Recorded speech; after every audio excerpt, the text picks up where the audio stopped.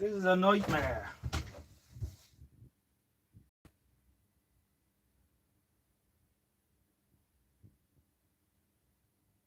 How did I manage this? I don't know. This is a nightmare.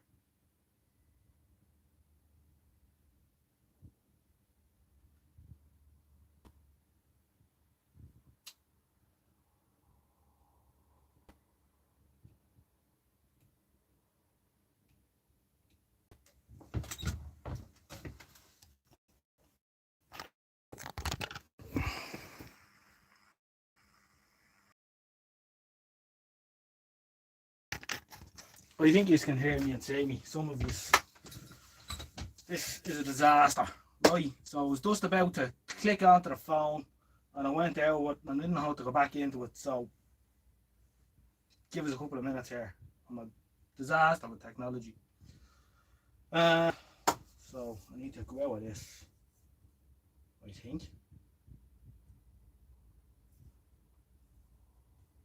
And refresh this. Live, I'm live, here I am.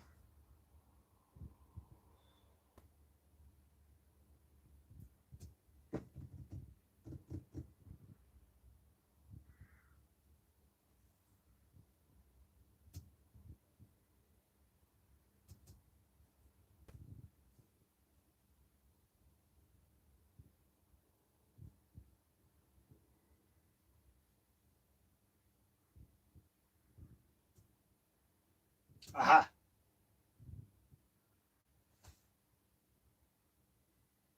Watching 4 minutes. Come on, don't start that.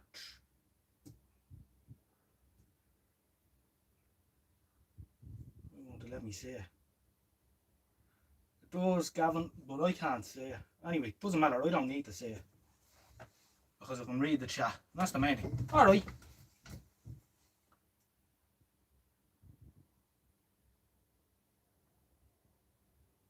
Sort the camera orientation and you're good to go. I can't see it here, so.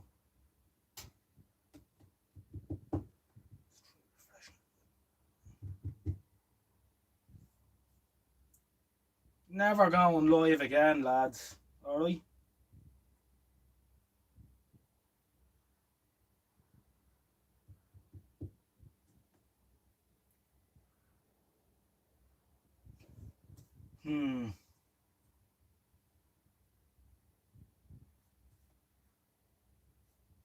We were looking so good. Oh, I'll tell you what, I need a drink. That's what I need. This will drive you to drink this crack. Now.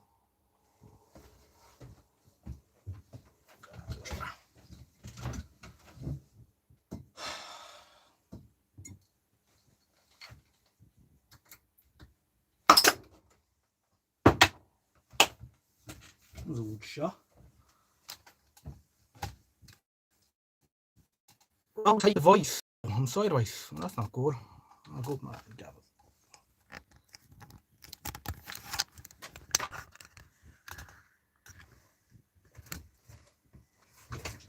How was that? Can you see me now?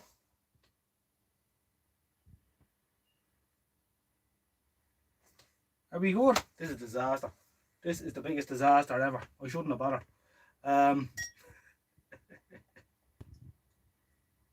I hope you have plenty of drink. You'll need it for this. So how are we all doing tonight anyway?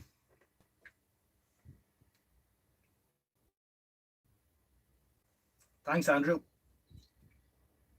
I can't see myself doing much with that in here tonight, this setup. This is a disaster. You're in Portrait, but you're on the... Yeah, I don't want to be in Portrait though. How do I get out of Portrait? I could do with some Ojnoj myself round.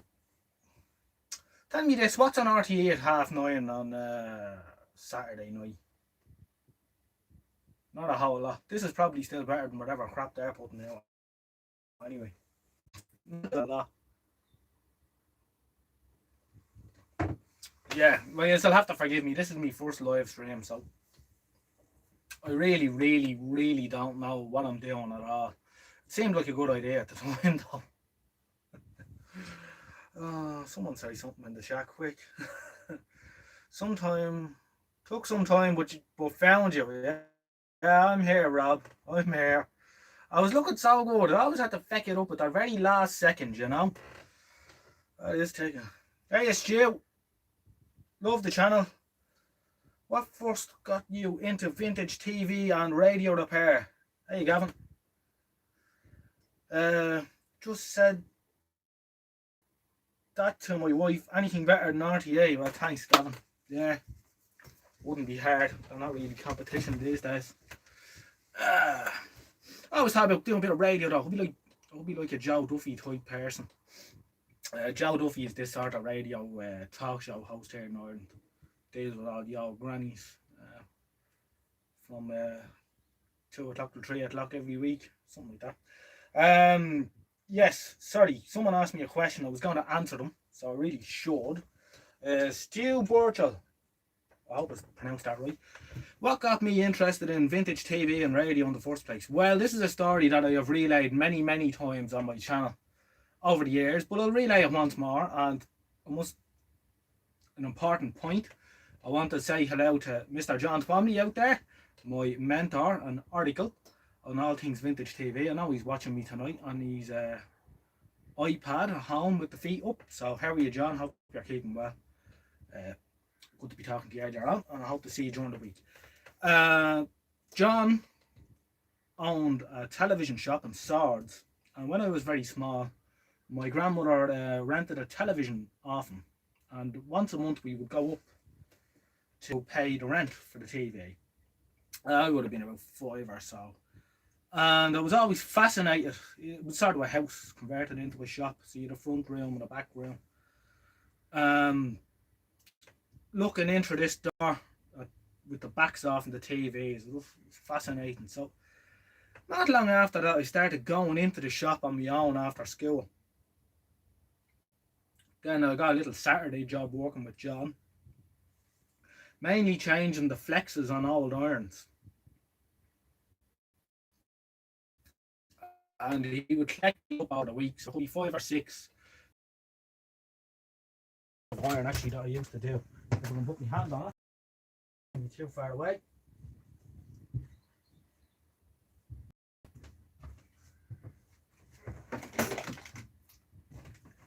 One's of this style. So this is a Murphy Richards. Mainly this sort of type. And what would happen is this one's in lovely original condition. That's why I kept it. But generally these will be frayed and the mains bits will be sticking out. So my little job on a Saturday was to open this up here and put a new length of lead on them. Put the woman's plug on the end and make sure they had a nice fuse in it and what have you. So that's sort of where it all started. And that's now I didn't, as for television, I didn't get it. It was 19, Thorn 3500, badged as a Ferguson Colour Star. This is a picture of myself and John outside his shop, not too long before he closed. So it's now a mobile phone repair shop. At one time there was 4 TV repair shops in Swords, and now there's none. John was the last. And now there's probably about 8 mobile phone repair shops. So I don't know how to do it, but they're pretty good. Ireland's highest paid receptionist. That's obviously Joe Duffy. Yeah, I agree with you. Chill, being looking forward to this. Thanks, Patrick. Yeah, no, it's a disaster, but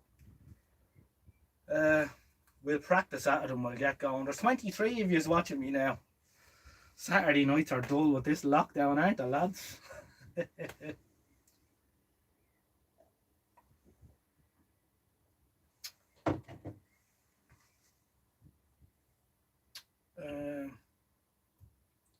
John Handy, found you last. Greetings from Dale. Where's Dale? Never heard of Dale. Are you on the Wi-Fi from the QTH, JJ? Yeah, the Wi-Fi isn't great here, so it's probably going in between Wi-Fi and 4G around here. it's not Eurovision. Big Clive's on live at 21:05 till 1 in the morning from the Isle of Man. Always wanted to go to the Isle of Man.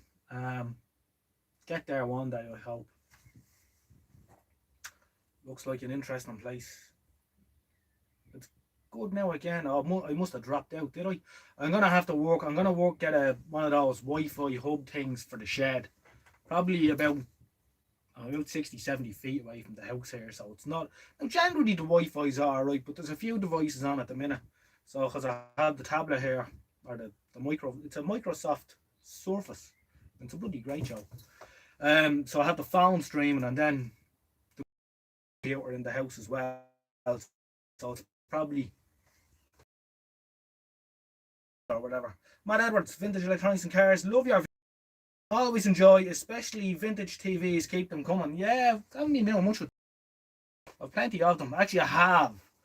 Obviously, I don't video everything that I do in here, you know. And I've had a few TVs lately that haven't been working out for me, you know. You go through phases of where everything just, and you touch, smoke comes out. But of an NASA that's gone horribly wrong. That is with the article at the minute. He's working his way through it. I've also got. No, I'm not telling you. It's a surprise. Well, yeah. So going forward, I've a Pi 697, which I'd love to dig out and get going again. You know, in the real flimsy cabinet. So I think that'd be a bit of crack. I better keep an eye on this as well. What are you saying to me? Robert Barker from Bristol. The wobbly camera guy. yeah, I think I take the award. Aoife Carroll, how are you, Aoife? Did I get a haircut? Mim has you looking fresh. No, I trimmed the beard and she did around my ears a bit because it was starting to go in my ears. I wouldn't hear that. How are you, Damien?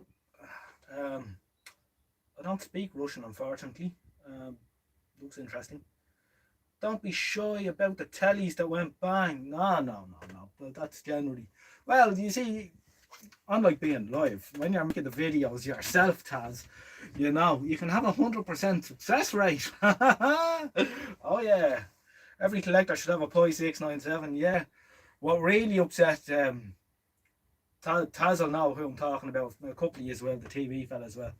I was telling John Wakely a couple of years ago at the MVCF that I took a tube out of a Philips G8 and put it in a 697. I thought that was a bit funny. Usually the other way around. Where does your heart lie, JJ? Radios or tellies? Well, I started off with radios, and funny enough that you should say that. There's a story. In John's TV shop, going back before I started going in there, only with the granny paying the TV rent. In the back, he'd sort of this. There was like a conservatory thing, full to the neck of vintage gear, you know. But there was a Pi radio, and you could see it right through the shop, out the back. There was a couple of old radios stacked up, and there was a Pi on top. T19D with the box around. I was fascinated with this. So of course, after a couple of months of going in looking at this, I mustered up the courage to say, can I have the television, the radio? And I'll never forget. I can remember the day as clear. He said, yeah, come up tomorrow after school and you can take the radio. I would have been about 7, all right, because I would have been in first class. This is how vividly I can remember it. That night, I didn't sleep a wink. I didn't sleep at all that night, thinking about going and getting this radio the next day. Spent all day in school thinking about going to get this radio. Looking out the window, daydreaming about this magical radio. Went into the shop. He gave it to me. I brought it home. And it never worked. Needless to say, I think some of the valves were on soft in it or whatever. Because I can remember, I think some of the valves might have been in the wrong sockets as well. I can remember the frequency change. When you switched it on, sparks used to fly around in the rectifier valve. Never seen anything like it since on anything. These little sparks will fly up through the anode and around the glass on the outside and back up. And they do that for a couple of seconds till it warmed up. An AZ31 rectifier tube. And in the frequency changer, position. This blue glow would go twist around like this in the top of the valve. So I can remember going with me granny to Pete's in Parnell Street to buy bulbs for it. A little bayonet cap bulbs. I had to get 2 of those. And I put them in it. So the dial used to light up them. But it never worked. Eventually it got broken up, unfortunately. So I'm on the lookout for it. I don't need any more radios or TVs really. But if I found a nice T19D, I'd definitely go for it. So that's that. Do you prefer radios, TVs? Valves or solid state? I prefer valves because if you slip with a probe, you generally do less damage. So yeah, definitely yeah, valves. Thermionic technology is the only way forward.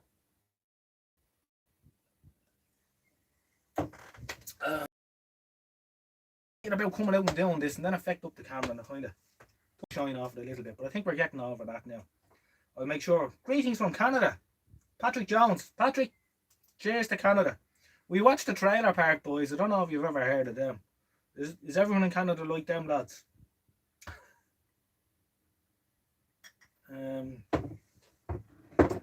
Michael Dranfield, many thanks for all the videos. Thank you, Michael. Many thanks for all your videos. You put out some very interesting content. Anyone who doesn't know, Michael Dranfield is, well, he must be a sadist of some description because he's still running a TV repair shop. But he does some excellent stuff on YouTube, so check him out. Telly for a mile. Uphill home because I was too impatient to wait for John to run me home in his Fiat Ritmo.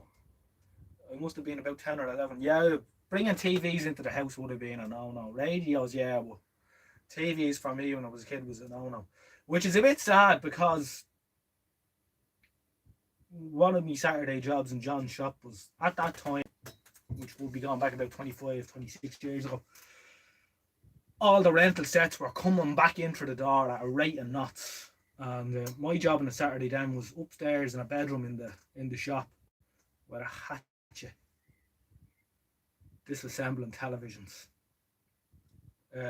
So I suppose this is all like a penance now, saving a few of them. We used to bring them down to Belaley Dump. Anyone from Dublin I know where it was infamous Belaley Dump.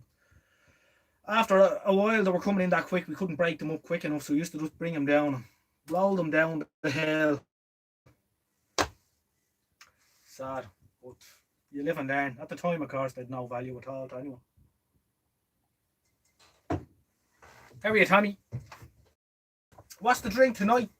Taz, the drink of choice tonight is Guinness Extra Stout. So I'm having a few of them. And the trick with the extra stout is, I'll show you when I go to open the next one. It's get the cap off as quick as you can, and you get a sort of a nice head in it. You know, it's a different drink than the draft. I don't know if you have extra stout in the UK. I don't think it's as readily available. It's a totally different drink. It's kind of like a fizzy Guinness. Okay, so there's a bit of an art to drinking it.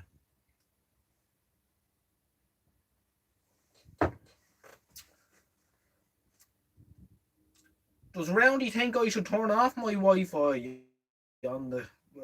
Well, to be honest with you, Roundy, I don't want to go anywhere near that phone because I'll probably knock it off again. Disaster. Who else have we got here? Keep drinking. Greetings from the Czech Republic. I translated that clip you posted on 7055. My downfall was a Bush TV 125 DS 35. Ah, yeah, I remember that. Yeah, I took that down because it's all a bit insensitive to some people, you know. Are you set up for super chats? I would like to donate to the channel. I think I am. I turned it on, but hold on. I think I'm set up for super chat. I don't know. I'll push the button and see what happens. You don't have to give me anything, by the way. Taz, if I ever get to go to the UK again, I'll bring you a few bottles, alright? If you ever get to have that famous meet up once more.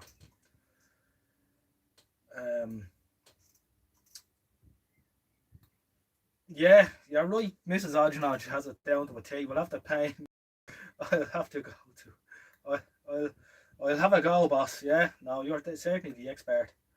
Um, no, don't be bothering with that. You don't have to do anything like that.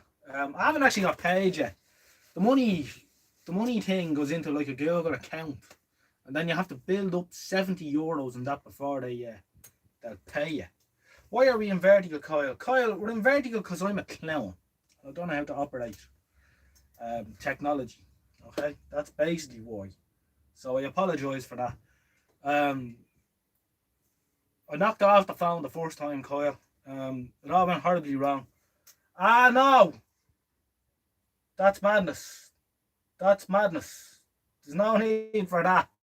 Well, thanks very much, Roundy. That's incredible. Thank you very much. Jesus, that's after blowing me away. Christ. Oh, I'll have to type thanks as well here. Hold on. Oh, needless. Oh no, it's gone again. Hold on, where am I? Needless to say, me typing isn't great either.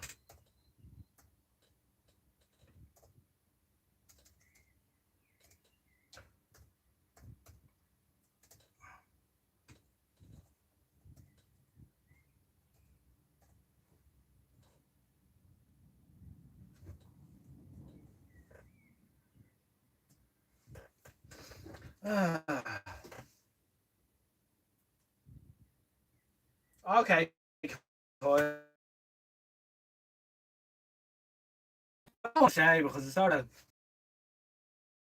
my day job. I actually quite enjoy my day job. Two sort of separate things. Um, if you look around, you could probably guess because there's an awful lot of TV and vintage electronics items, but there's a few other odd items that don't really fit in, and they would lead you to that. Mrs. Ojnoj, you're buffing Oj, so missed all that. Oh no. Oh no. I'm gone again, am I?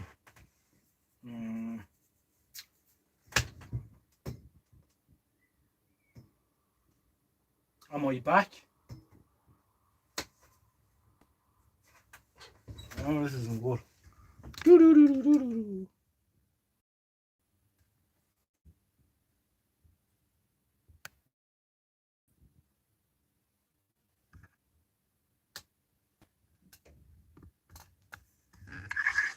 I don't know if I'm back or not.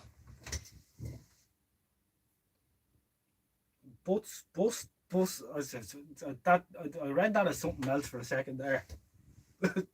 Bus toucher, not but toucher.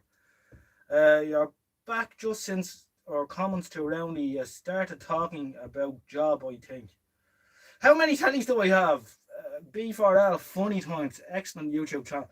I don't know how many televisions I have. So, a friend of mine collects buses, okay? And if you ask him how many buses he owns, he asks you to define what is a bus, okay? Um, yeah, guys, the Wi-Fi box is glued to the window. It's as close as I can get it. And this is generally not a problem. Usually the Wi-Fi is grand, but obviously tonight having the two things out here, something might be just pushing it a bit. I don't know. How many times do I have? Yeah, as I said, define a bus, so a scrap bus or a chassis, or so I'd have to say define television, because do these little pocket televisions count as televisions? I don't know. I couldn't give you a figure at the minute how many TVs I have. If I was going to count all these and chassis and bits and pieces, I'd probably say 100.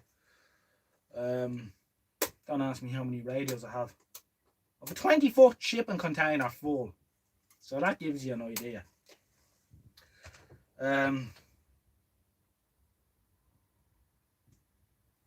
This is rather disconcerting now because I don't know if anyone's listening to me or not.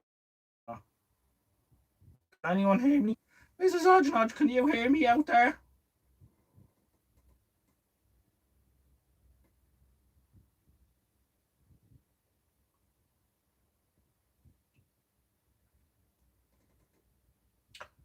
I tend to hoard things. Squiddy, can I root type? No, I can't because I'm afraid I'm going to knock off the camera. Well, I can try, but thank you, Mrs. Ojnoj. I can try to turn the camera and see what happens. Alright. Let's see what happens.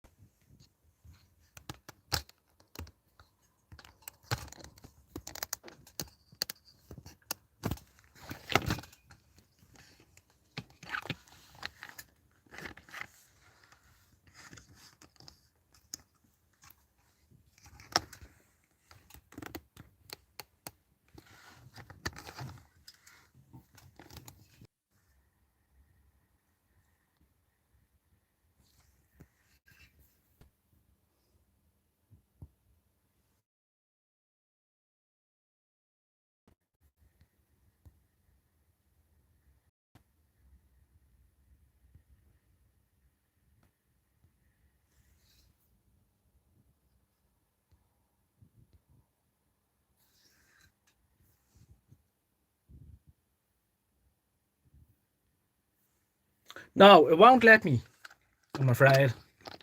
I'm going to have to look into that a bit more. It won't let me rotate my device. That's a bit crap. We'll have to look into that. Just when I try to rotate the camera,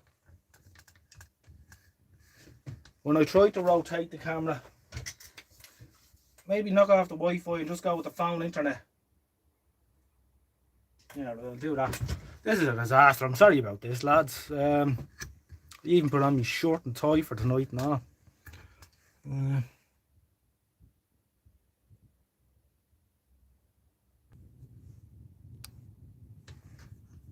Alright, so we're back and we're just on the 4G now. Am I still there? I'd say stick with 4G. Bring the phone in a bit. No apologies. Bring the phone in a bit. Bring the phone in a bit. That's a good idea, yeah. I mean, if I look like I'm 100 miles away in portrait mode, I might as well zoom you in a little bit here. Oh, this is sort of ruining the flow of conversation a bit, but however. Right, we're back on. Much better. That's better. Cheers, Gavin. Cheers, Roundy. Yeah. Right. What was I saying? How many televisions have I got? Don't know. Over 100, at least. I'm 5x5 now. You must be an amateur radio man, are you? QTH and 5x5. At least CB anyway. Still 23 people watching me, so you are sticking with me. Thanks, lads.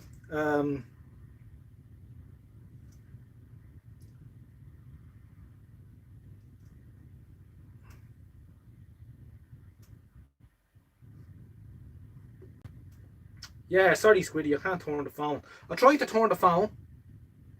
I tried to find settings for doing it the other way, but it won't let you with the phone. Excuse me. I'm drinking this Guinness. I did the IRTS, but I never took out a licence to my regret. You still can if you have the bit of paper. Take it, you mean you did the amateur radio exam. Some history on radio interest. Well, yeah, well, Simon, it's just like I said, that Pi T19 data I never fixed or never got going, which was a shame.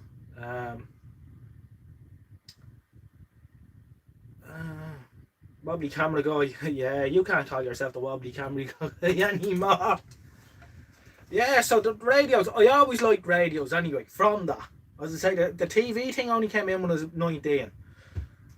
But radios, I was always, well, sort of on and off. You know, I went through a few years when I was interested in things that weren't Mrs. Ojnoj is watching this. I was interested in stamp collecting for a few years. Yeah. You know what I was interested in for a few years, you know, between say 13 and 17 or whatever. Yeah. But no, radio always was sort of my first love, and I have to say that. And the TV thing only came into it, even though I was in the shop with John and all, I never had any interest in television sets really, other than watching them. until there was a museum at the bottom of Swords that had a television up on a stand, which they used to use for playing videos of Viking reenactments. And the lady asked me to dispose of this television. So myself and a friend of mine, we went down and we 26 inch. This is the Ferguson colour star, by the way, the Thorn 3500. Up on this big shelf, about 12 foot high, way up.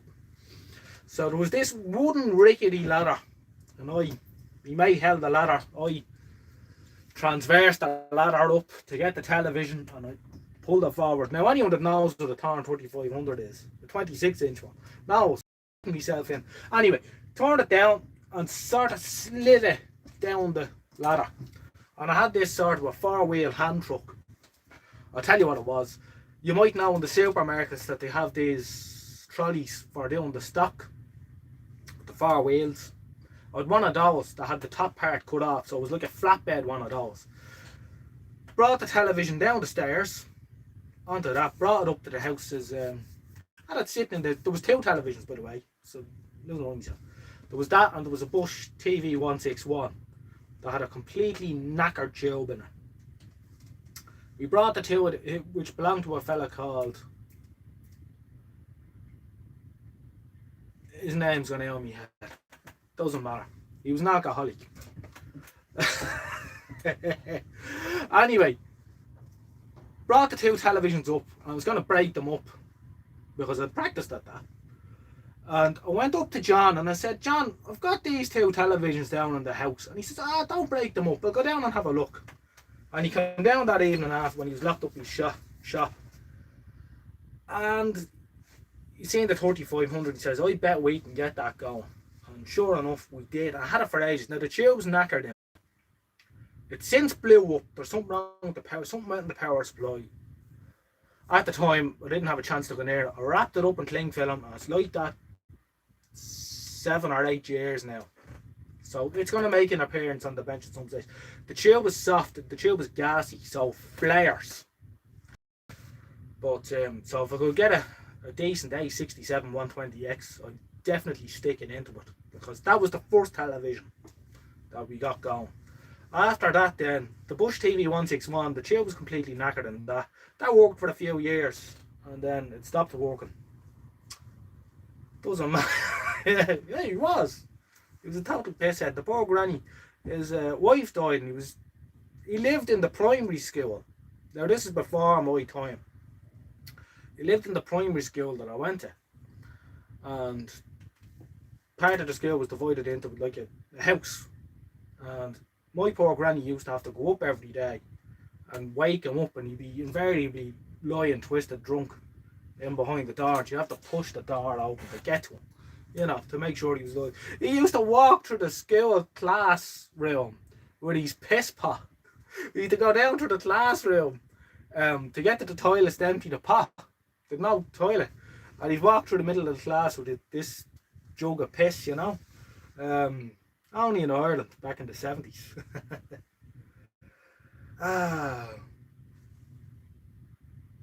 Maybe I shouldn't say his name. Anyway, it was Skinner.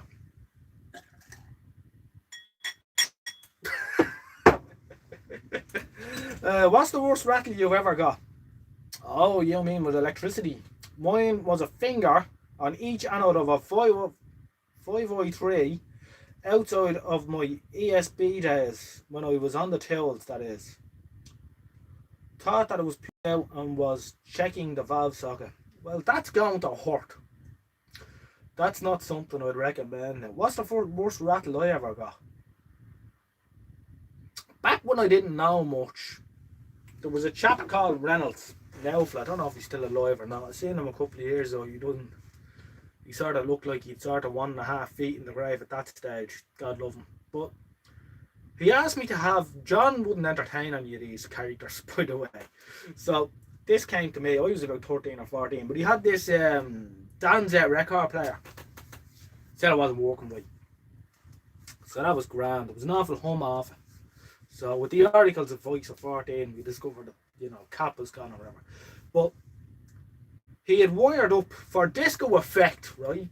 He drilled a load of holes in the front of it, and he collected panel neon indicator bulbs, right? And he'd stuck all these. It was about 10 of these fucking bulbs in the front, right? And he'd taken all the wires carefully to the mains on off switch and wrapped them around the poles, you know. But big, long, uninsulated. So anyway, I was in there, and one of these wires come loose and sent me flying. So yeah, that was your man. But you want to see the state of this thing with all these different red and green, yellow neon lights in the front of it. I wonder did it make it any better at catching the ladies. Come back to the house. You'll never see as many lights in the front of a record player as mine. You'll think you're in the National Ballroom.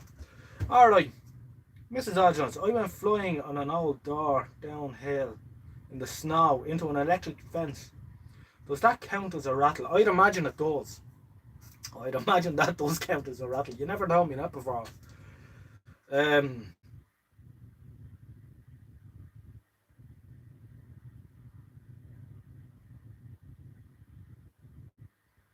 Yeah. I'm just going back to the chat here because I'm sure I missed a few things here. If you had to whittle down your telly collection to 10, what 10 would they be? 10? Ah, come on. 10? How many TVs have you got, Taz? 10. Alright, 10. Torn 3500 has to stay. That Ferguson colour star. Of a Pi V510A with a line output transformer that needs to be rewound. I'm going to get Mr. Barker to do that at some stage. I was talking to him about 3 years ago. I want to get that going. That was my first 405 line set, which came out with Skip. Which gives a cracking picture when it's working right. So that's 2. Ooh, I don't know. My Bush AA23, the 20-inch one that you're seeing on the bench a while ago, that has to stay. I have to be careful now because she's listening. So she might say, right, well, you can have those 10. I'm looking around me. Is there any in here? I don't know. That's 3 that has to stay. Of a Bush T57 17-inch console, 1956. Is another one, I'm sure. Okay, where am I? Someone else asked me something. I'm sorry, I'm not keeping an eye on the chat. I'm going off on tangents here.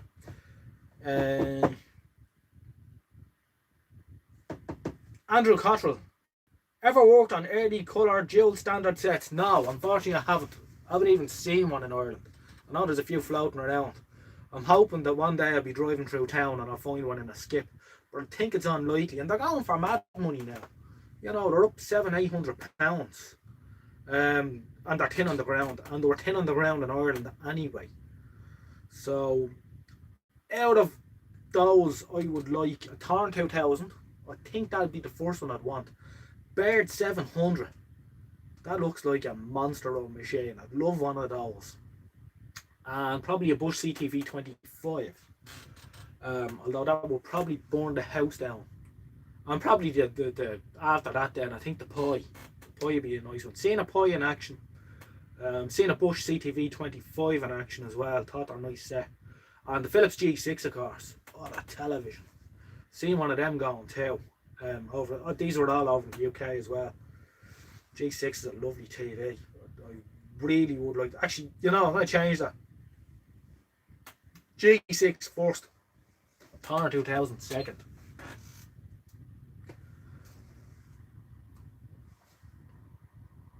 Yeah, hipster factor. Yeah, but not only that, they're thin on the ground, Roundy. They're thin on the ground. People want them. Tasman had a few burns from the top caps of PL and PY. Yeah, done that once or twice myself. Wouldn't like that smell of bacon off your hands and that little hole. Lovely. Kyle, I wouldn't want a colour dual standard set. They're 300 sets, 300 tons. 300 watt draw and 300 seconds between breakdowns. Jeez, good man, Kyle. I like that. I like that a lot. What can I say to that? Well, at least you wouldn't be cold in the house.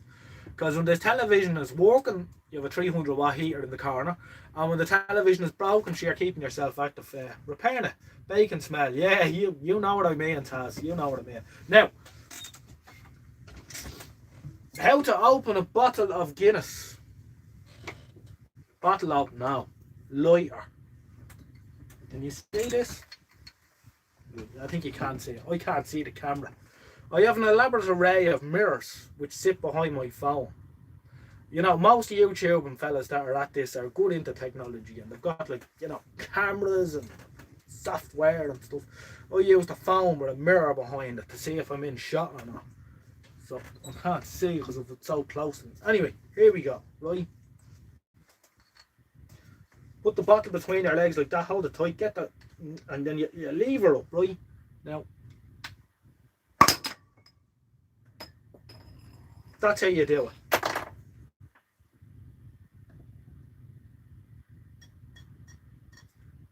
Now, if you open it slowly, you'll never get a head like that, right? Don't know why. You get that off as quick as you can. Now, the first one I did, actually, when I came in, look where it landed. It got caught in a cobweb. Needless to say, years ago, going into town for a night out on the Raz, it used to be a bit of crack when you'd be upstairs in the back seat with a few bottles of Guinness tucked into your coat, and you'd be opening them, and the bounce off the scene, you know, pop. Used to be a great one for frightening the skulls on the bus.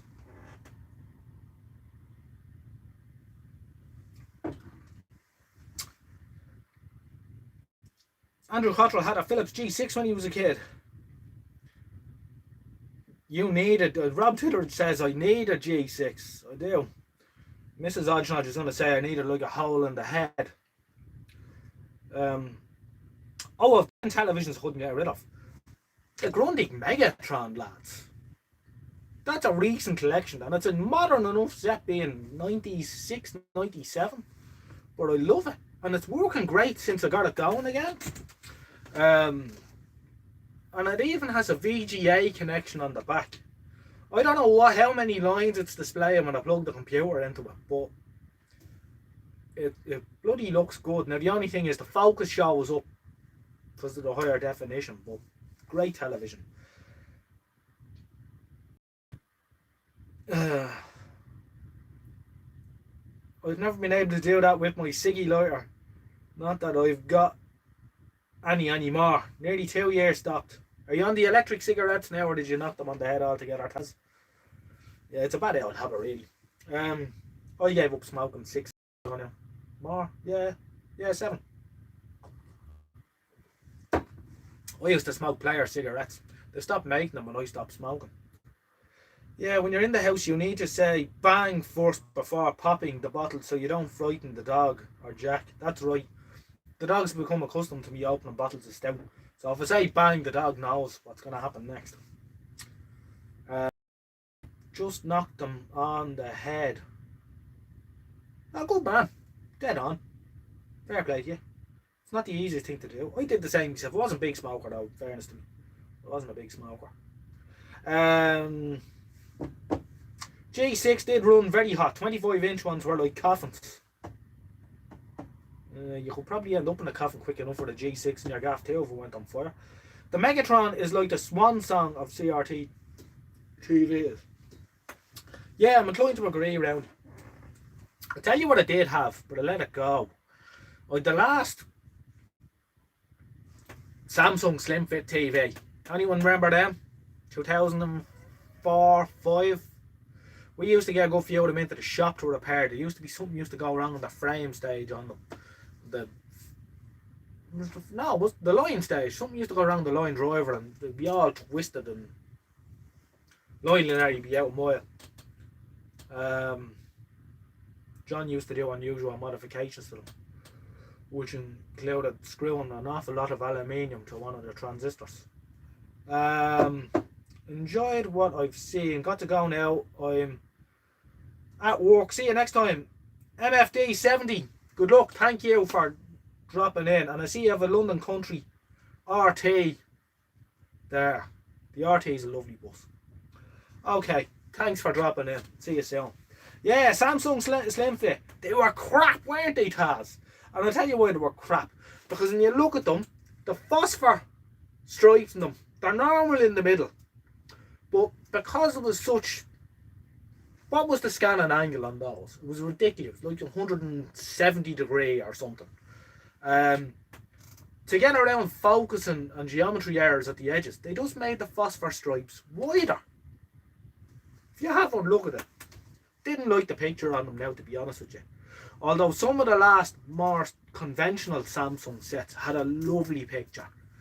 I think for picture quality, the last Samsung and the last Philips CRT sets, 16:9, but like a reasonable scanning angle, were absolutely excellent.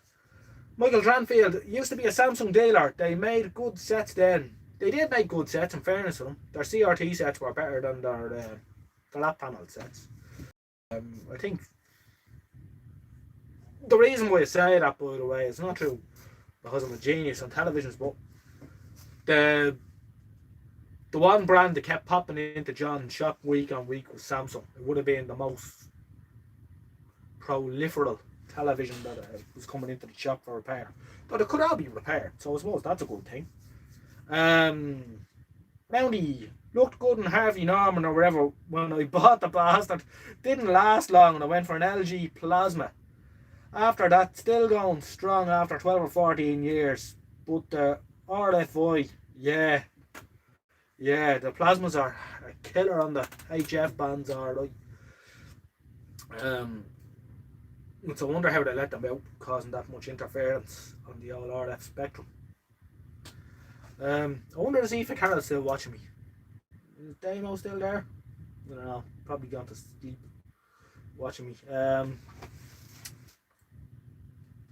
Yeah, Harvey Norman alright, Roundy. Yeah, they weren't great. The one that I got, I had dry joints on the... Where did I have dry joints?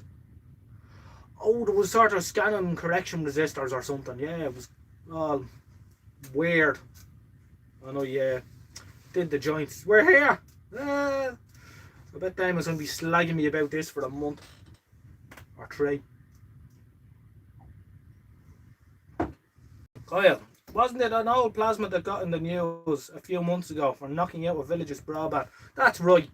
And such a sense, as usual, when newspapers or whatever get hold of any stories like this, the headline was, vintage television knocks out village broadband, right? And of course everyone was thinking, you know, it was one of these plonking things, or, you know, somehow a geezer with a 405 line set. And it wasn't. When they say vintage television, the thing was about 13-year-old or something. So, yeah, whatever. Right, lads, I have to go in and use the little boys' room, so I'm going to leave you to it. Talk to one in the chat. Sure, what are friends for? Yeah, I know, even. I'll be back in these lads, alright?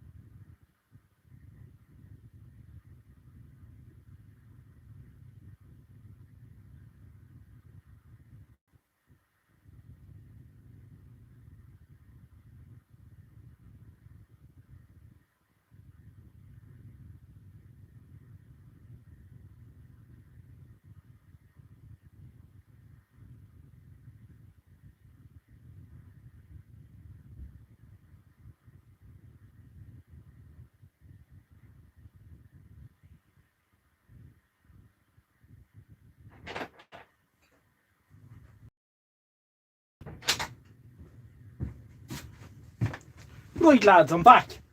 Sorry about that. What was I going to say? Oh yeah, I tell you what I should do. I should get Jack Skinner's old piss jug for in here when I'm doing the video. Save me going into the house.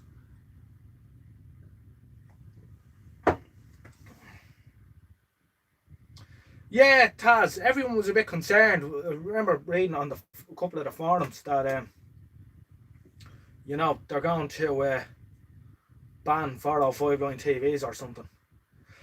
Tell you what, I know there's a couple of TV collectors in yous. How many of yous have a black and white only license in the UK? Because I know you can still get a black and white license over there. I don't think you can get a black and white license here anymore. Although, excuse me, I did see a while ago that there's something like 30,000 black and white licenses still in, still being issued in Scotland. So either there's an awful lot of vintage TV enthusiasts in Scotland, or they don't want to pay the extra couple of quid for the colour licence. Michael Dranfield, how would you go about giving someone the option to have a black and white licence now? Can you disable the colour in a flat screen TV not to come back on, so it's a monochrome? Just something interesting. I don't even have a telly licence at all. Shh! Can't say that out loud.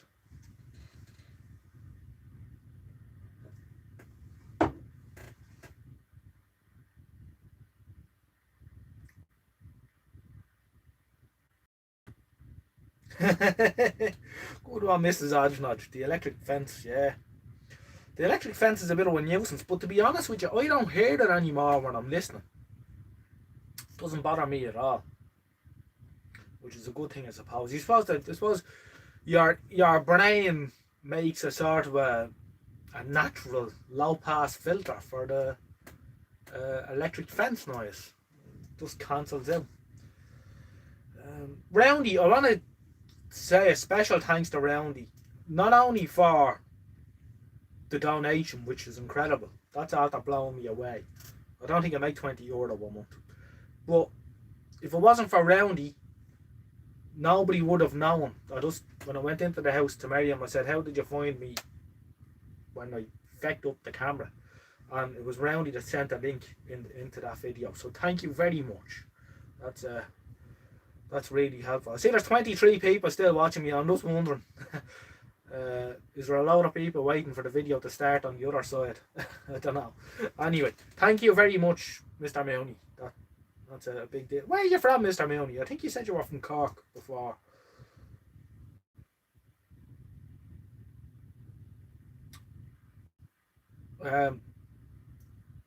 Yeah, I do get good reception here. Yeah, it's not bad. It's not bad. I do have a little bit of noise now, so, you know, but it's, obviously it's not as bad as living in a housing estate or whatever. There's 2 houses either side of me, but they're both sort of over 100 feet away, so it's not too. You're in Yall. Good man. County Cork. Mrs. Ojnoj was from County Cork originally. She was born in Kerry though, I think. Is that right? She'll put me right in the chat. I should know that, shouldn't I? Terrible man. Squiddy, I know nothing about electronics. Here's your brother. Any suggestions on getting started? Found your channel when searching for CRT content. There's a couple of mine that I use for retro gaming started to have issues. Alright, what am I going to say to you? Electronics is sort of the same, it's universal, so you need to learn the basics. Resistor, color code, capacitors, what different components do. You need to get a multimeter. Get a half decent one. Don't buy a cheap shit multimeter. You can buy a €3 multimeter on eBay or whatever. Go out €30 and, you know, get one of those Anning 008s or whatever they're called. They're a decent meter. But, you know, so get a decent multimeter. Learn how to use it. You could get a couple of broken transistor radios and mess around with them. There's plenty of them around, they're cheap, and there's nothing lost if you feck them up. Join one of the forums. I don't want to say one forum is better than the other, but you could join the VRAT forum or the UK VRR forum or one of them. Or there's loads of forums for electronics, not just those. They're the first two that come to my head. But there's loads of people out there who want to help you. I don't give people advice on electronics because I don't think I know enough, and I don't. If I spent like loads, I always get loads of questions in the YouTube thing, but you know, you have to sort of draw a line or something because you'd spend all day. It starts to encroach too much. I don't know, but anyway, that's what I'd say. Yeah, get a decent multimeter. Learn how to do a bit of simple fault finding. Look up a few books. There's loads of different books on electronics and stuff. Loads of stuff on YouTube by people who know what they're doing. That's what I'd say to you. But start simple, keep it simple. Most faults are simple. That's what I'd say. John Walsh, how are you, John? Can you pick up UK TV stations in Dublin from Wales since they changed to digital? Don't know about Wales. Where I lived in Swords, we couldn't get Welsh TV. I know they could in sort of Raheny out around the coast. And certainly from the north though, there's no problem getting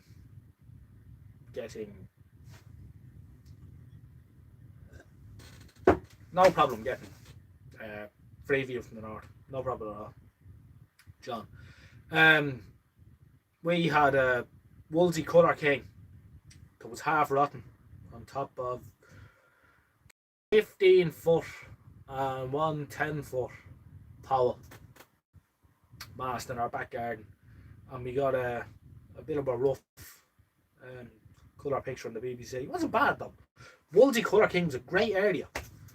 The amount of game that had over, say, a big long 10 foot Yagi used all over Dublin for BBC, and we were the fringe reception to say the least. There's loads of comments coming in here really quick. Says 37 watching here. Yeah, mine says 23, but I haven't refreshed it. I'm afraid to refresh the laptop now. I'm afraid to do that. We need to do more research on using our technology. Okay. Mrs. Ojnoj says 37 watching here. Mr. Millie, I was born in Cork myself. Yeah, you were living in Kerry, wasn't that it? Your out there were living in Kerry at the time. John Much, yeah. It's like plumbing, water flow. Exactly. Yes. Yeah. Resistor is like a narrow pipe. The water goes through slowly. Oh, I'm talking shit. Anyway, Kyle, as well as a multimeter, get an ESR meter and a capacitance meter. Online, loads of people, universal cure is swapping caps and hope for the best.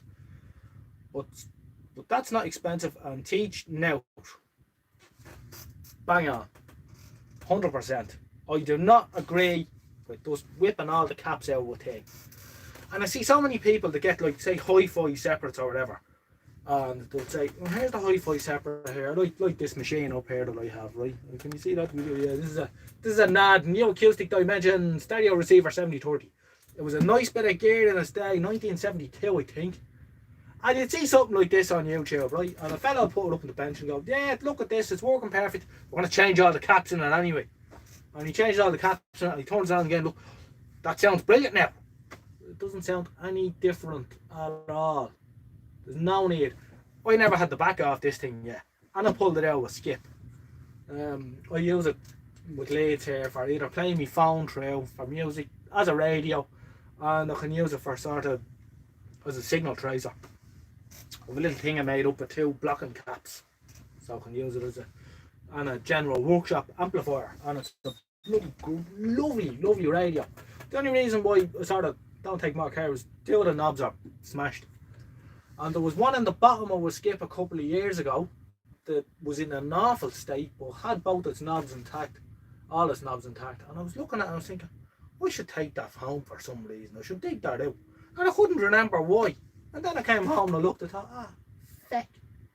Anyway, so that's that. So yeah, audio fills are easily led. You're dead right, Michael. But if you're in the right game, there's plenty of money to be made out of them. They're the ones with the money. I was looking at this Japanese audio file, I should say file, audio file. An audiophile is a person, by the way, to those who don't know who's watching, who really enjoys music, but they're blessed with something that we don't have. They have golden ears. So they can hear all these things that us mere mortals cannot hear. Yeah, this Japanese dude, he had a 30 grand turntable. 30 grand? I don't know, I thought the old Pioneer PL12 was a good enough machine. Starting to get through these things. The nerves getting to me.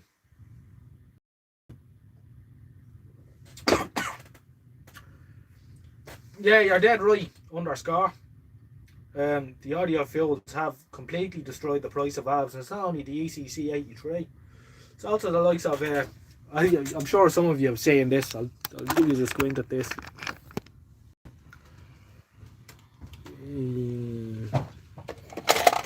That's an EL84 with yellow writing on it. Lovely. Few of them would love to get their hand on that too. The thing with the yellow print was, they seemed to got it into their head a couple of years ago that Mullard valves with yellow print on them were special quality valves that people with golden ears could hear the little fairies dancing around inside them. However, I read a story online, and I think it's true, that for the 50th anniversary of Mullard, they wanted to mark this occasion by changing all the print on the valves from white to gold. But they tried the gold, they couldn't find a gold paint that could take the heat, so they settled on yellow. And that's the reason why you see yellow print on Mullard valves. It was to mark the 50th anniversary of Mullard, whenever that would have been, 1968 or around that maybe. Maybe one of you will comment on that and tell me if I'm talking shite or not. But I read that somewhere a couple of years ago, and it makes more sense to me than putting special paint, because you see that yellow print on all sorts of valves. It's not just the audio valves. Did you do electronics engineering, Ms. Ojnoj? I'm not going to answer that. I'll let her answer that. She might also tell you what she learned in.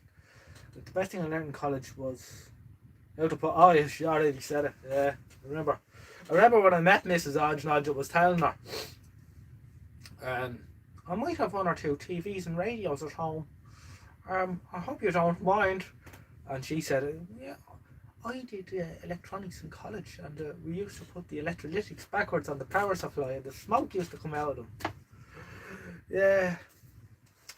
Little did she know when one or two TVs meant. Although she says the happiest memory she has is when she first met me of moving televisions around the house. I like to rotate my TVs every now and again, you know, they all get used.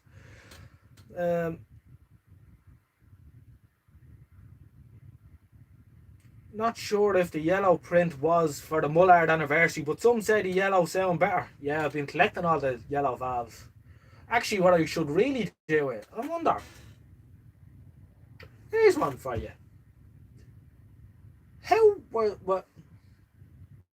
How did they print the valves in the first place? They obviously had some sort of I'd imagine it was probably rubber, because you couldn't have steel going against the die that rolled around the glass as it went through like a belt thing. I wonder, could you knock out a rubber stamp with the Mullard logo and get some yellow paint, and then get some of those Xerox valves and reprint them? That's a bold thought. You could even start putting ECC 83 on the likes of PL84s and stuff. I use EL84s from radio spare. Sound good to me. Yeah, there's no difference of valve as a valve. I don't go in for any of that crap. The only thing that some of the guitar fellas say is, you know, they can tell the difference in the rectifier valves because they sag under load, and that brings a bit of distortion into the amplifier and stuff like that. Now, I'll kind of be inclined to believe some of the guitar amplifier dudes, because they're listening to notes and stuff and they know what they're talking about, I suppose. But as for the audiophile fellas, with, you know, making little preamps and ECC 83s and stuff, no, that's a lot of crap. In my opinion.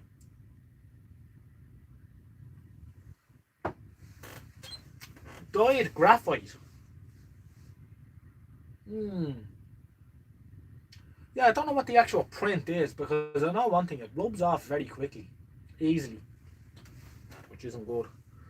When they're expensive type valves. You know what I have? Should I? Yeah, here. You know what I have? I don't know. If I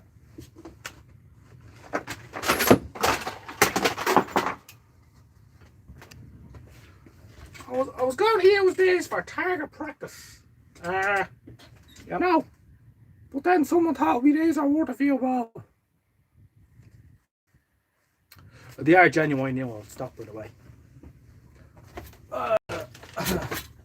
Sadly, I only have 2 of them, but they seem to go for the nice few quid these days.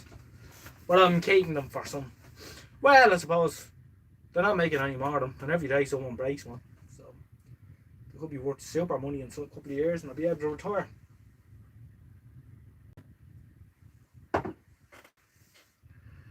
Okay, Taz. Great to see you. Thanks for coming into the chat for a few hours. And I think we're an hour on now. What time is it?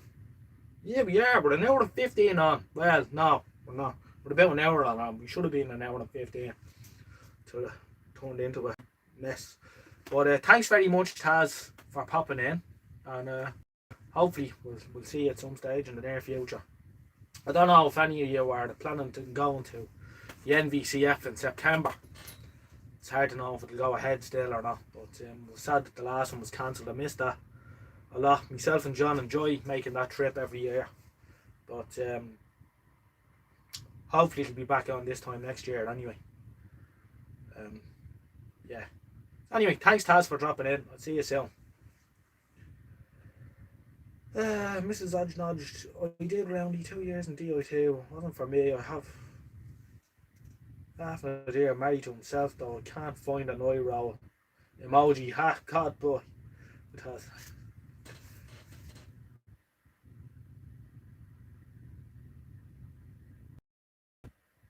Yeah, no, it blew me. The first year I went with John was 2012. And I was like a dog with 2 flutes. Running around looking at all this stuff. You just don't see that here, okay? I mean, the biggest thing we have in Dublin that comes anyway near close is the Phoenix Radio Rally in Kilmoyne, which is in a classroom in Blanchardstown. A classroom that's not much bigger than this shed. And that's an amateur radio rally. It's not a vintage rally. But there does be some sort of old gear there and that. Very good. But it is a good rally. It's not. This isn't to disparage anyone. But I'm just saying. Obviously, the UK is a bigger country. They adopted radio and television much earlier than Ireland. Bigger population, and therefore there's going to be an awful lot more people with an interest and stuff floating around. So that's why they have a bigger thing. But yeah, no, the MVCF is great. It's called Retro Tech now, which I don't know. I know they're trying to bring in a younger crowd and all that. So I won't say anything about that, but it's not for me. But they're trying to keep it alive, so they have to be. That's not easy these days, keeping these things alive. I'm finding people to volunteer to keep these things going, and the cost of insurance and you know, it's not easy. But it's brilliant. Oh, by the way, lads, you will remember from a few days ago my new old stock 41-year-old Radio Shack batteries. They came up. I charged them and discharged them 3 times, and they came up. So here's 2 more I've found. Now one of them has a bit of corrosion on the bottom, but might be alright anyway. They're Nikon, they're 1.2 amp hour Voidor. Can you see that? I'm looking in the mirror so I can see. Voidor batteries. Now, how old do you think they are? When did the Voidor name and batteries disappear? Could they even be older than the Radio Shack ones? Anyway, I'm going to see if they'll come up. Could be a bit of crack. Mrs. Ojnoj says, like I say, I wouldn't be a massive fan of vintage electronics, but a great day out, even it's worth a trip, I think. Oh, to the MVCF, yes. And Leamington Spa, we always stay in Leamington Spa. And Leamington Spa is a beautiful town. I have to say that. I enjoyed that evening after the MVCF. I always go for a walk around Leamington. It's just a beautiful town. So credit to the people that live there. It's so clean and well kept. Yeah, it really is. I'm looking forward to going back. I took the spa waters, and if anyone wants to know about Leamington Spa, it might be on YouTube, but Michael Portillo, everyone's favourite, on his railway journeys went to Leamington Spa. It was in his Bradshaw's book of railways. And on the telly, there's this tap beside the river. There's water coming out with constant. No, you have to push it. No, it's a tap, right? Push the tap, and this is the Leamington Spa water, which comes up through the rocks or something. And he says, in Bradshaw's diary, railway book, it says, you go to Leamington to take the spa waters, and they're full of minerals and stuff, and it's good for you and it's great. And on the programme, it shows Michael Portillo going over to the tap and gets the two hands under the tap. Yes, that's great. So of course, Gobshoy here is walking down Leamington and sees the tap. Says, I seen that on the telly, your man Michael Portillo. We'll have a go with this. Went over to the tap. And as I'm pushing as I get the handful of water and putting up to my mouth, some heroin addict walks past and says, don't drink that, mate, it tastes like piss. And I just as I took the mouthful of this lovely spa water, oh my Christ, oh, tastes like fizzy seawater. Anyway, yeah, so that was Leamington Spa and the spa waters. And so Michael Portillo was obviously having us on. Probably not for the first time. Yeah. Who'd have thought you could trust a heroin addict over Michael Portillo? Anyway, I hope the Guinness travelled well for himself. What? No, see, I'm amazed that those RS batteries came up. Roundy, they look, now I haven't used them yet, by the way. I need to stick them into some. I might break open the other two packets. I think I've 2 or 3 packets. I've another 3 packets. I'll keep one intact, I think. Just because of the age of it and whatever. And I'd be very surprised if there's any of them still in the packet anywhere else in the world. And see that they'll come up. Because it'll save me. I'm always buying batteries. So I'm going to start getting a few of these rechargeable batteries. Just for testing radios. They don't have to last for ages. Just have to hold the charge long enough to test the radio for a few minutes. It was gone off. It was grand in the Roman times. Yeah, it probably was, yeah. Try Bath and Bristol, lads. Lovely, yeah. Never been to either of those places. Unfortunately. Not yet, anyway. Let's see. I'm going to have to go back up the chat here. Like I would say, no, I don't think I missed them. Yeah, everyone's got a dose of the flu this weather, or trying to avoid getting the flu. I don't know what's going on.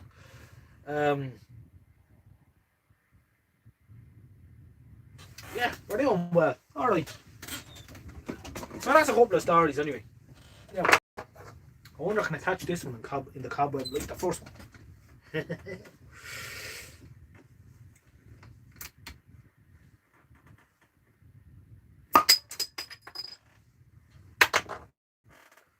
Wow. I think that was a fluke.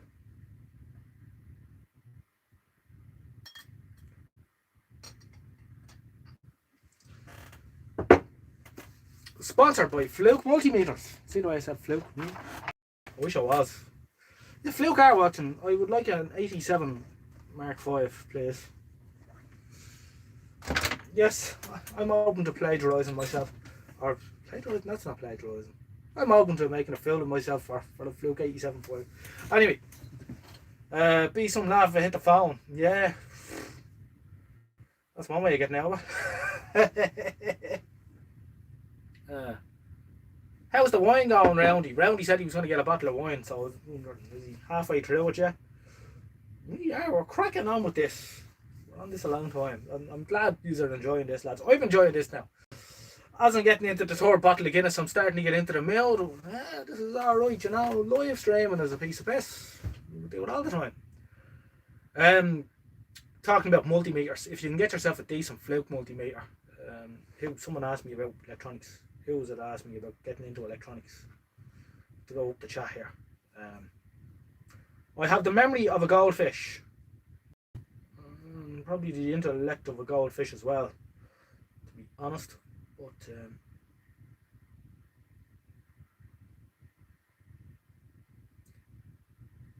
is there anyone watching there that isn't in the chat? Come on, join in, right? Don't be shy. We're all friends. Sipa Lebrel from Lidl. Tis lovely. And it's nearly gone. You'll be going into the old Christmas drink soon enough, so.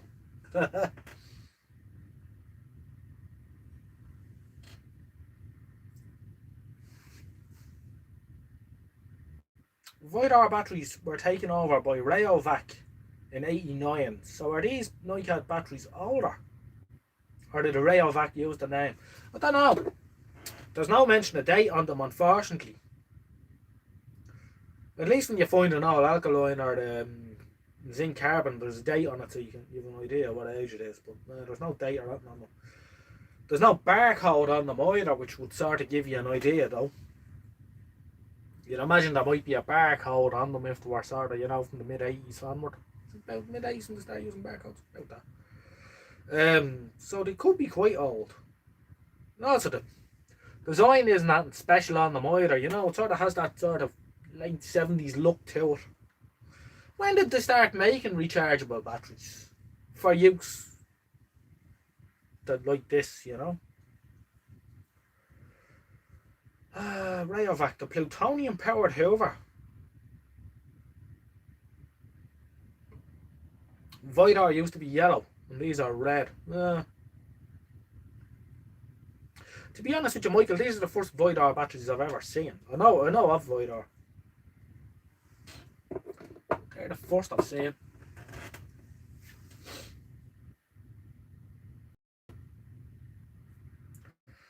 Michael was telling me he got rid of his Soviet multimeter. He didn't like the scale was printed the wrong way around. Yeah, it's a bit confusing that. It is a bit confusing that. I have them here behind me. Here's one of actually I haven't showcased this one. I have probably as many multimeters as I have. I'm very fond of multimeters, and if I see one, I tend to grab it.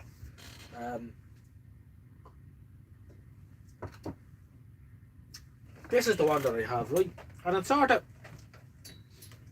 it's kind of a copy of the Fluke, the old Fluke. I have one here.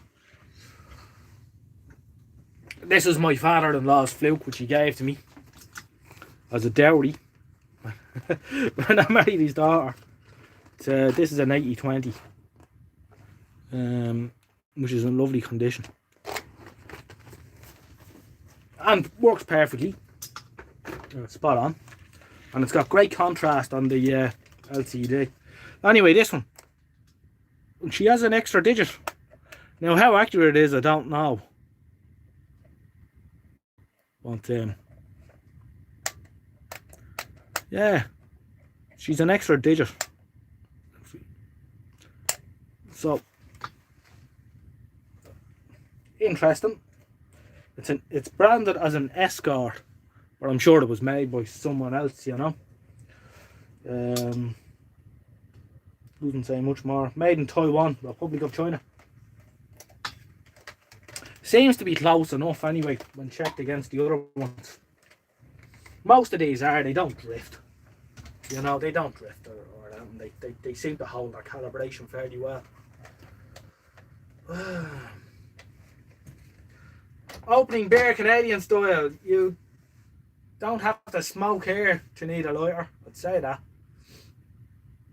was gonna say, yeah, no, lighters come in handy for all sorts of things.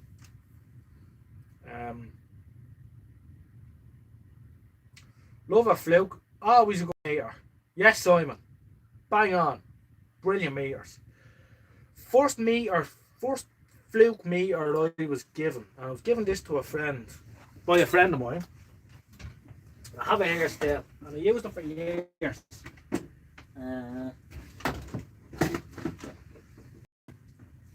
This was the first multimeter I got, proper one. It's a Fluke 110, and you can see it's had a sad day out. I had a plastic shaft with an O-ring in the middle, and it broke. And I glued it back together, and it worked for a while, and then it broke again. And what I'm waiting for is, I'm waiting to pick up a scrap one of these somewhere, and I get the note. It still works, it's perfect. Doesn't do current, but does voltage, ohms, diode, capacitance. And it was a bloody great multimeter. Now, it broke me heart the day that happened, the knob come off it. Really did. I was sent an email to Fluke and they told me to feck off. Nicely, very nicely. You know, because it's out. It's obsolete, as they say. They said I could send it to them and that they would dispose of it for me, which sounds nice of them. So I hope to pick up a scrap one of this at some stage in the future and get him going again. But anyway, after that, so I had that Fluke and I thought, Fluke, good, yeah. The knob broke and I needed a multimeter. So I went into Maplin's in Liffey Street one day and I says, I get myself a good digital multimeter here. And I got myself a UT60A. And thought, God, this is great. Look at how it does this and that and the other. All the multimeters I have, I've never given one away. I've never thrown one out. It was so crap. It was so slow. It was just desperate. You couldn't use it. It was so slow you couldn't use it. The refresh rate was something like 2 seconds, right? So I says someone else can have this. So someone has it. I brought it over to the MVCF with me and I left it on the British Vintage Radio stall. There's a donation for you lads. Really? Yeah. Knock yourselves out. Someone using it. They use it for modern, but it was crap. So then I realised that not all digital multimeters are the same. Fluke is the only show in town. Then, it's in the other shed, but the one I use all the time. Always have a hand. I got an 83, Fluke 83 Mark III. And I paid €65 for it. It wasn't working right. The jacks go on them. There's a split jack and they break off at the board. But I got some 1/4 inch copper pipe and I did a bit of engineering and it's worked brilliantly ever since. So that's my go-to meter. I have a couple of other Flukes floating around as well. I got this one. This one was showcased by YouTuber Ave, AVE or Ave or whatever he calls himself. Canadian chap. Does all sorts of cool engineering things. The 12E Plus. That was about, got that. Mary will tell you how long ago it was. I think it's about 6 years ago. Got 2 of those. I got one for John and I got one for myself. It's a good meter for 60 odd quid. Now it's no 87 or anything like that. But you can see I've no leads in it, so I don't use it too often. It's a little bit slow.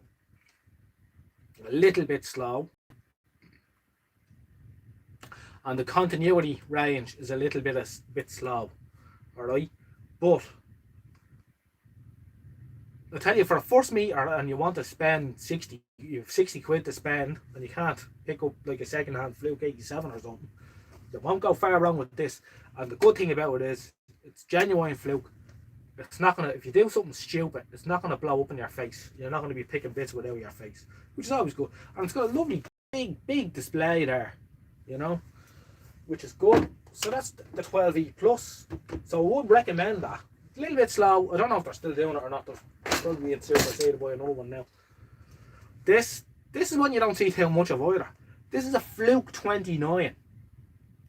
You don't see too many of them floating around. That was actually thrown out by an electrician.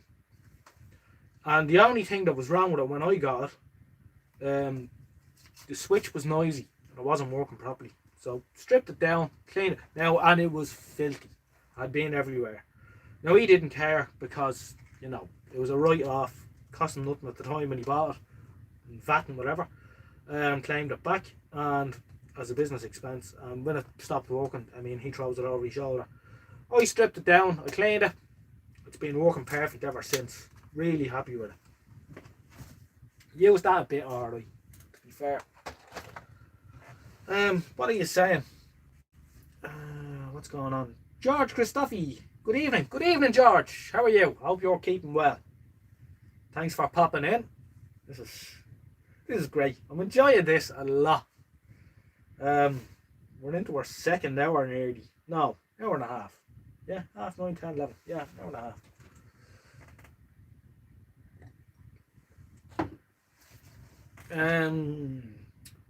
For the likes of a lining, though, I love my Fluke meters. Analog meters are the way to go for a lot of what we do in vintage gear. Mr. Mooney, I can't agree with you more. I would say that. Of the 87 Mark, or the, what's the 87 Mark 5? Of the Evo 8 Mark 5 on the bench. Chris Wood, I bought 2 of these off Chris Wood. Met him at the MVCF 2017, I think. I don't know, I have the date inside actually when I got it, I think. Made one good one out of the two of them. MVCF 16. 15 to the 5th, 16. Made 2 good ones. Or made 1 good one out of the 2. Bloody great meter. Happy with that. So yeah, I do use that for alignment, peaking. Now I have to say, when I'm checking resistors, the first one I go for is the Fluke for resistors. It's just handy. You don't have to change, but for peaking voltages and what have you, yeah, always go for the analog meter. And I like analog meters, and I like analog meters more than I like digital meters, definitely.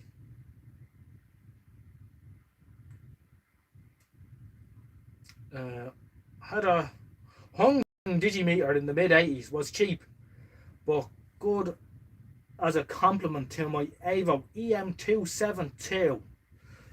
272 is that, if the 272 is the one I'm thinking of, it's slightly smaller. That's an analog meter, William, is it? Am I right? But it's kind of small, like one the post office used. Got a request question, huh?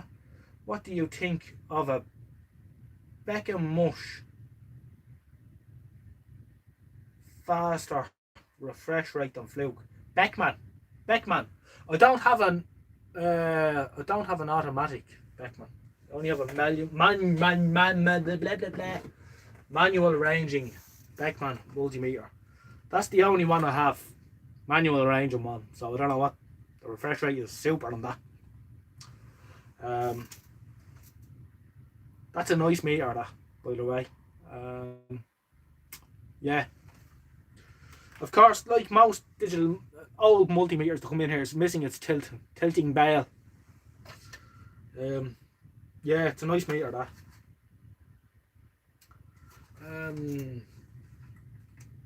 Yeah, so that's the only one I have. So I don't know if it's much faster or slower than the Fluke. I'd say they're about the same. I have a couple of heat kit VTVMs. Yeah, I don't have a virtual voltmeter myself here, unfortunately. If I get my hands on one, I'll certainly keep it.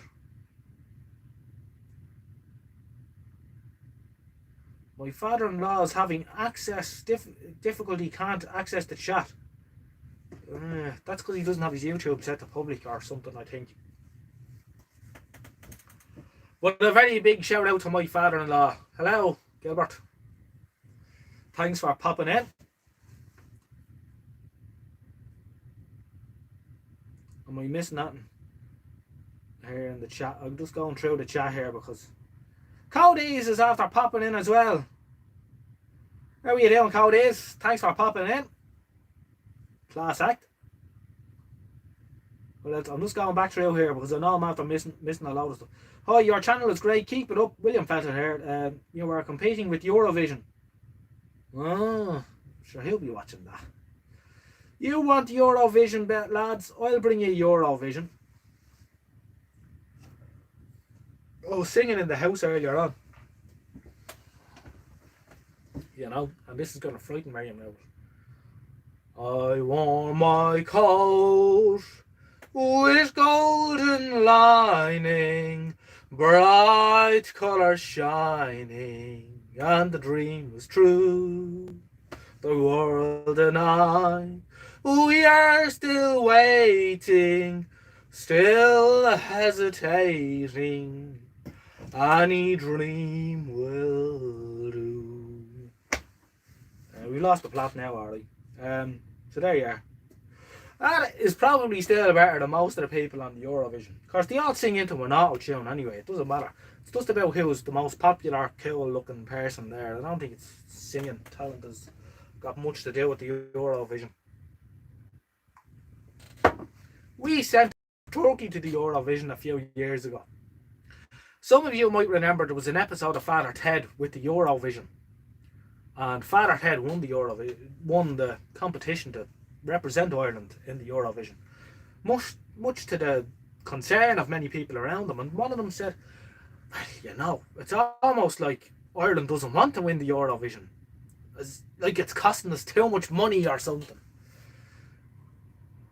We haven't won it in a long time. And then we went and sent Dustin to Turkey.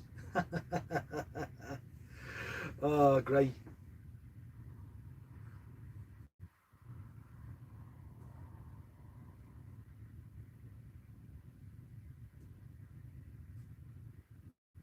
Hello, Darren.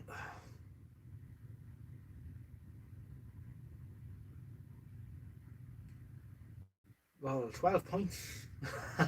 Thank you for your 12 points. What's that in French? What happened to the G8? The G8 is sitting on its side in the 20-foot container. I don't think the G8 is going to be a goer, to be honest. I didn't get the G8 to be a goer. I got the G8 for the tube. And I think that's what it's going to be. But it has a good... And Jedward, yeah. We sent them pair of clowns over as well. They're living in LA now. They're still doing better than us. However they do it. Rob Titters loves Father Ted. We all love Father Ted. That's universal, I think, here. How many lab coats have you got? Never seen one on you that needs the DAS treatment. They don't need the DAS treatment codes because, first off, I'm a lazy kid. It's like a mechanic in clean overalls. And second off, Mrs. Ojnoj does a wonderful job in the lab coat. Now, I only have the one, by the way, to answer your question. I had two, but I gave one to George Donaldson when I went to visit him as a sort of a parting gift. So I just have the one lab coat now. John still has his one. John didn't used to wear a white coat in the shop, but he used to be filthy dirty from the TV, so I got him one. And he started wearing it then. John always looked very professional in the TV shop, you know, with the white coat. Yes, Mrs. O'Reilly, television is broken. Oh dear. That'll be €300. Ah, great days. Money for our rope. All gone now. EMT72, small analog but had Fetron. Yes, I know the one you're talking about. Small and white. I have to go for another toilet break, lads. I'll be back to you in a minute. There was a reason shop coats used to be brown. Yeah, I know. We probably should get a brown one. The white one is a bit much, but found these in school, so.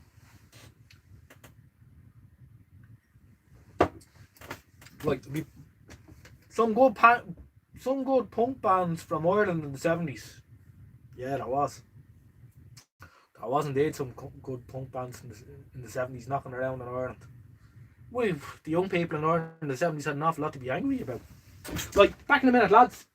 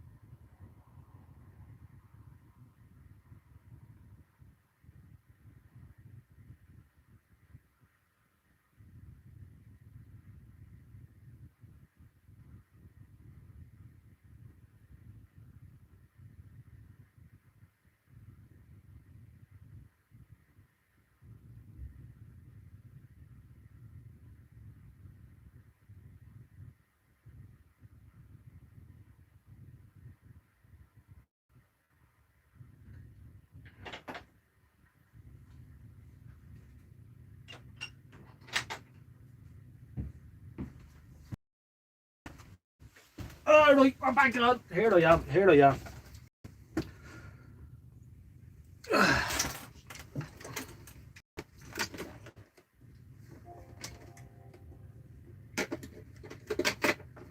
Where are we? What are we saying?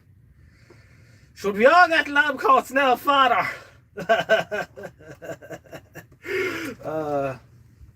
Yes.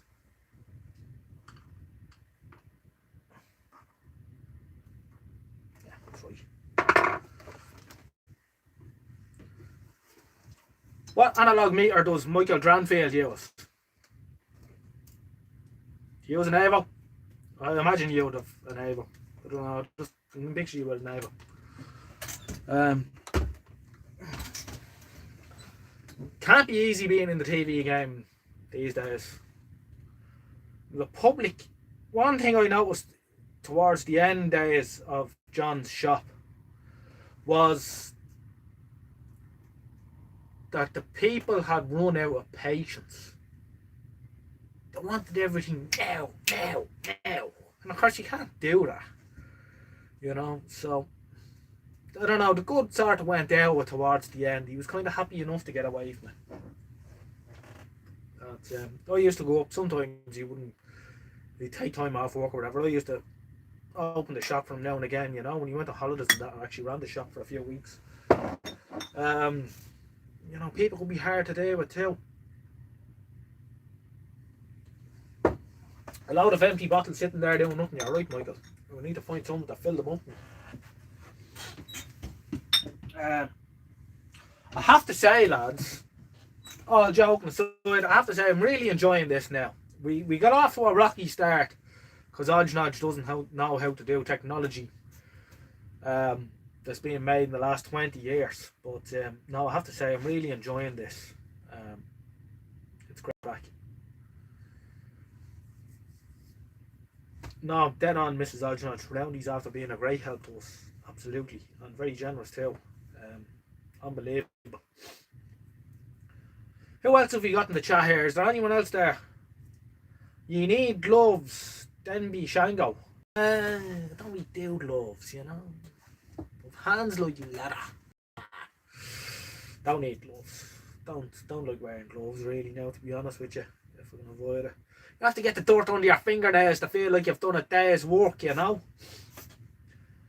No Avo here. I use a Sanwa and have several Hanson. Never seen a Hanson before. One's still brand new and from the 80s. Oh, well, you always have to have one ready just in case one blows up. Now, I've got this. I picked up this one a while ago. She's 50k on to the vault. A Gemco. What do you make of that? Nice meter. Read spot on as well, in fairness. One of the problems with these very fine movements, 100k movements is k on, so whatever they be, like 12 microamp full scale deflection or whatever, is that the spring is so light that if you move your hand by it, the static interferes with the pointer. It's not something I'd use a whole lot, but I have to say it's a well made multimeter. Well made.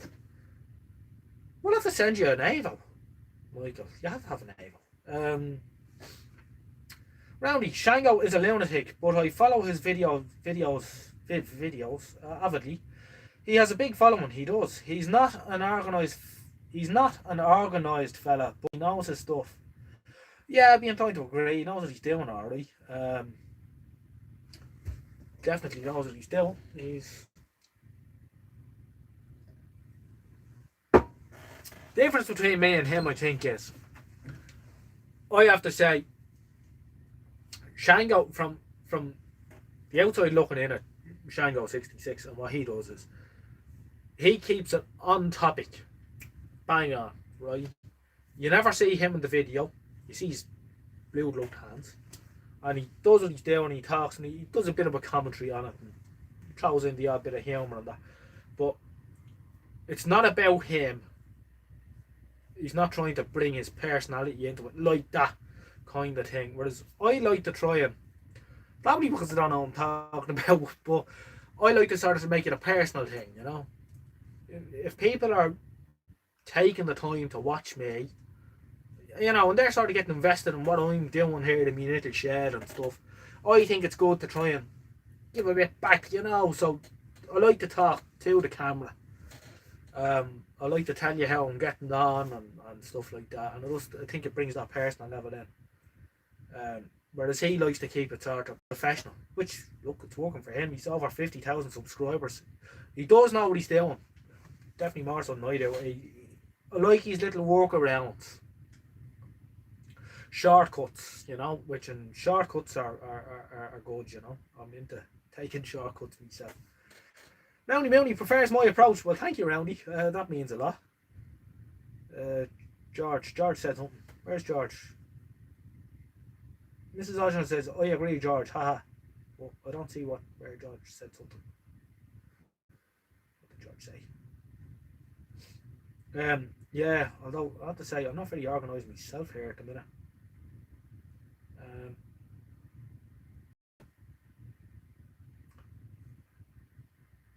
I could be far more organised, I think. How are ye all doing? Is now a catchphrase. Yeah. I went through I didn't realise I was doing that till I went through a load of videos one night and I just clicked on the first 3 seconds of every video in the list, you know. How are you all doing, everybody? Hope you're keeping well. How are you all doing, everybody? Hope you're keeping well. How are you all doing, everybody? Hope you're keeping well. How are you all doing, everybody? Hope you're keeping well. I thought, Christ, I say that in every video. So I just have to keep the ball rolling now at this stage. Yeah, it's actually, some people have started to copy my catchphrase, believe it or not.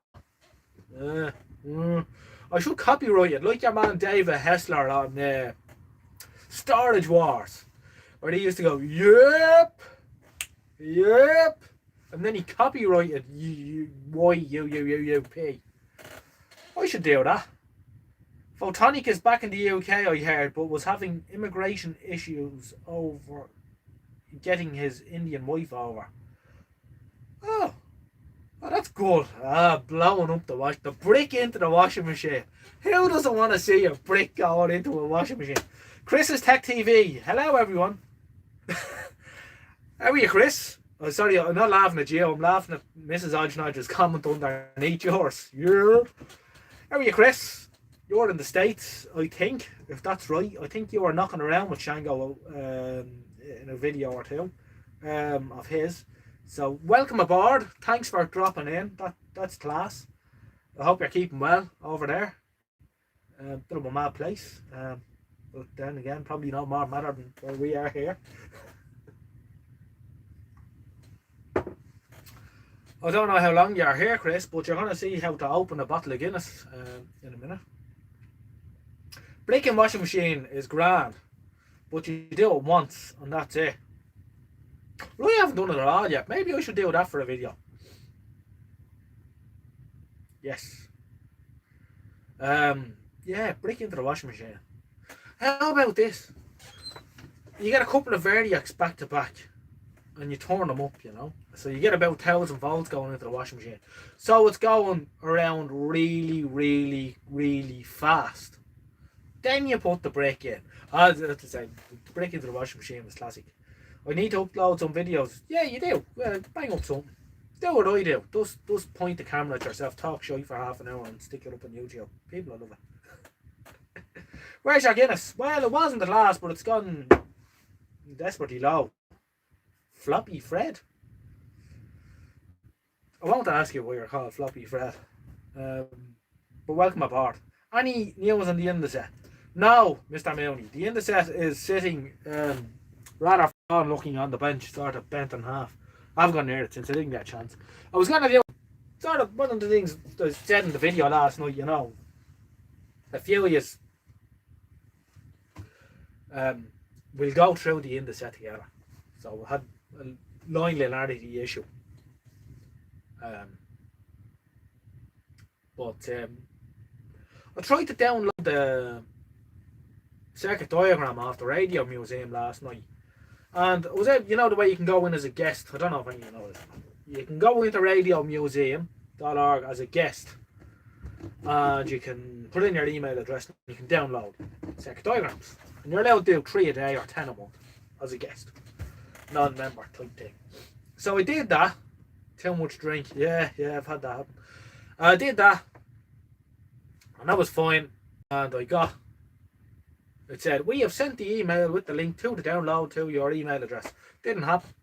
And I tried 2 different email addresses and still nothing came through. So I don't know if it's something stupid that I'm doing on my end or there's something wrong with the with the Radio Museum site. So I gave up then. So I don't know. It's probably nothing too serious anyway. We'll get it going. George Christophe, if a Muppet like me can release videos, then you should be able to do something far more exciting than me. Well, George, don't put yourself there. If a Muppet like John Joe can put videos up and what have you. So I think anyone can do it. Edgar! Welcome aboard, Edgar! Edgar's in Portugal. I don't know what Edgar says, but I know it's always good. And he always gives me a thumbs up or a clappy. We know it's good. What I usually do with Edgar's comments, and it's something that YouTube would do, is that you can just click on a comment and translate it. Why don't I have that? Because like you see, I've got Russian comments in there. I've got various comments over on YouTube. Edgar say, Edgar knows the universal language of gargle. Game ball, Edgar. Yeah, Mr. Mooney, I did say He's saying good night from Portugal. That'll do.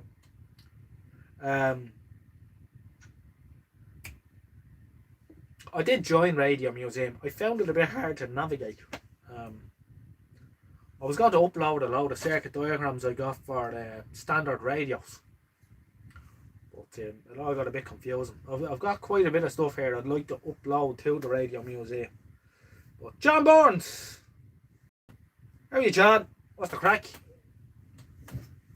I hope you're all keeping well as well. Let's see, who else have we got here? We've got Floppy Fred. Floppy Fred's a very amusing emoji.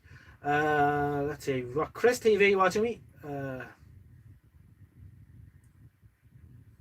Chris, it's great. Well, tell you this, Chris, if I ask you a question real quick, because you're in the States, I don't think you're subscribed to me. Maybe you are, I don't know.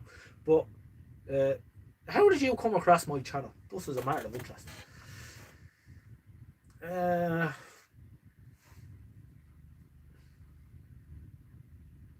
Yeah, Mrs. Ojnoj showing off our Portuguese. It's worth, yeah, it is worth joining. He's saying good night. Good evening from, yeah. Might have the intercept manual here. I'll have a look on Monday. Game back. You can give me a, if you find it, send me an email on the description. ojnoj@gmail.com. Now, I made a very important TV that was going to show him how to open a bottle of Guinness like we do just in the old country. Okay? So you get your bottle of stout here, right? Like that. Or really, I'll hold it that way. I'm not going to, they're not sponsoring me. You get your lighter. You do something like this, sort of a levering motion. And that's how you do it. Alright.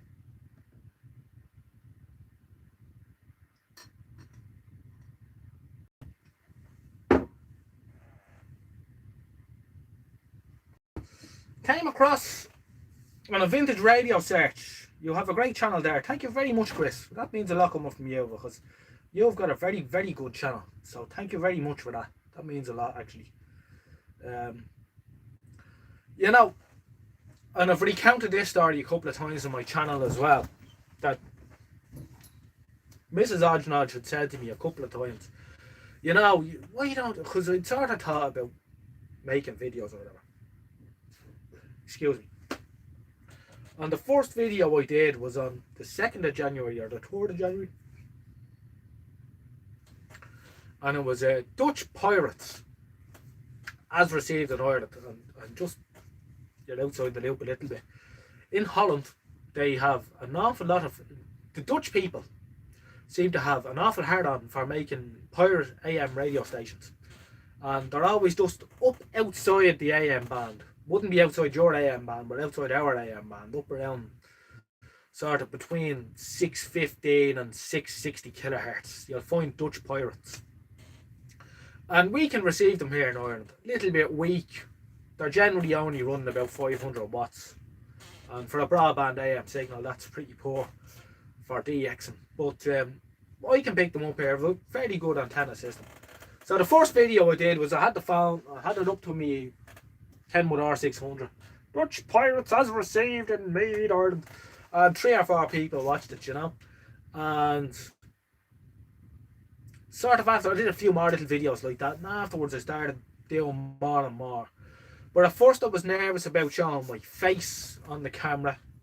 Or who I am. Or, you know, as you do. But I kind of got over that and I sort of said, well, feck it. I mean, I'm out in public every day. Everyone sees me anyway. And I thought, sure, why not stand in front of the camera? What's the worst that can happen? I mean, if it all goes horribly wrong, I can always delete the channel and that's the end of it. But I have to say, overall, I've only had a positive experience on YouTube. It's probably due to the content that we're dealing with as well. Where everyone has...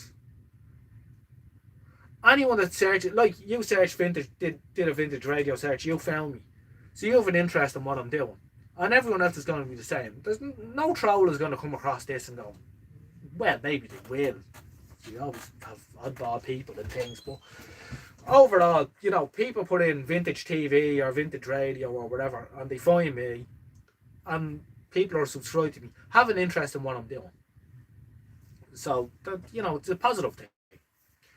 You know, if it was a channel doing makeup or something, you know, could be a different experience. But I think that the techie community on YouTube as a whole, just taking not just vintage radio, just the whole techie community is generally very good and very helpful to one another. So it's a positive experience.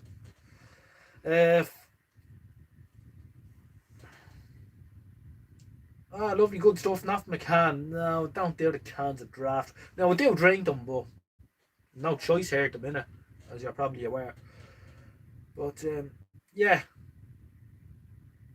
Caps. I imagine. Lovely, good stuff. Not from a can. Caps. Me too. Kyle. What Kyle says? Looking forward to part 2 of that orange telly. Yeah, caps. More than likely. Yeah, more than likely, Kyle. We'll see what the crack is. Overwhelming positive experience. Thanks all, Mrs. Ojnoj. Yeah, it is. Everyone likes a trip down memory lane. Yeah, that's true. Everyone does like a trip down memory lane because I don't know if it's we all have rose tinted glasses or things were better them days. I think things probably were better in many ways. Like these days, you have a mobile phone in your pocket tracking you, recording you, what you're doing. You can't say boo to someone without fear of, you know, getting pulled up. You can't express an honest opinion anymore in many cases. So yeah, things have changed a lot in the last couple of years. But all we can do is be kind to one another.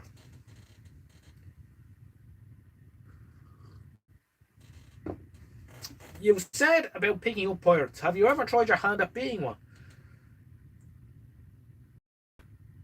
For and against, like life in general. Exactly, yeah. Being a pirate. Alright, I'm gonna recount a story that I suppose the statutes of limitation have long since dwindled, and I was a minor at the time. When I was 10, I got a marine band radio, and I had a steeple tone multi-band radio. You know, this is a good combination. I decided my marine band radio would make a good radio station, so I clicked the microphone on the marine band radio. I had channel 1 and channel 2. I don't know what these channels were. However, I clicked the handle, wound the steeple tone till I found the frequency. Testing 1, 2, very strong, full of the clock, full of the pipe, as George Donaldson would say. Thought that's good, yeah. So then I decided, right, it needs an aerial. So I had one of those screw whip aerials off a car. Ran about 3 or 4 yards of wire out to the outside of my little shed. Round the end of this, stuck it on top of the shed. But that's good, right? You have an aerial. Now I can, if I get a rubber band, I'll put it around the microphone so it stays on. I can put that beside the record player. And I can go into the house and listen to my record on my steeple tone. So I did this one Sunday morning. And sure enough, right, so the song was Too Bad You Don't Want Me by Chris Andrews. Too bad you don't want me, do do do. Too bad you don't want me, do do do. Right, you know the rest. That was grand.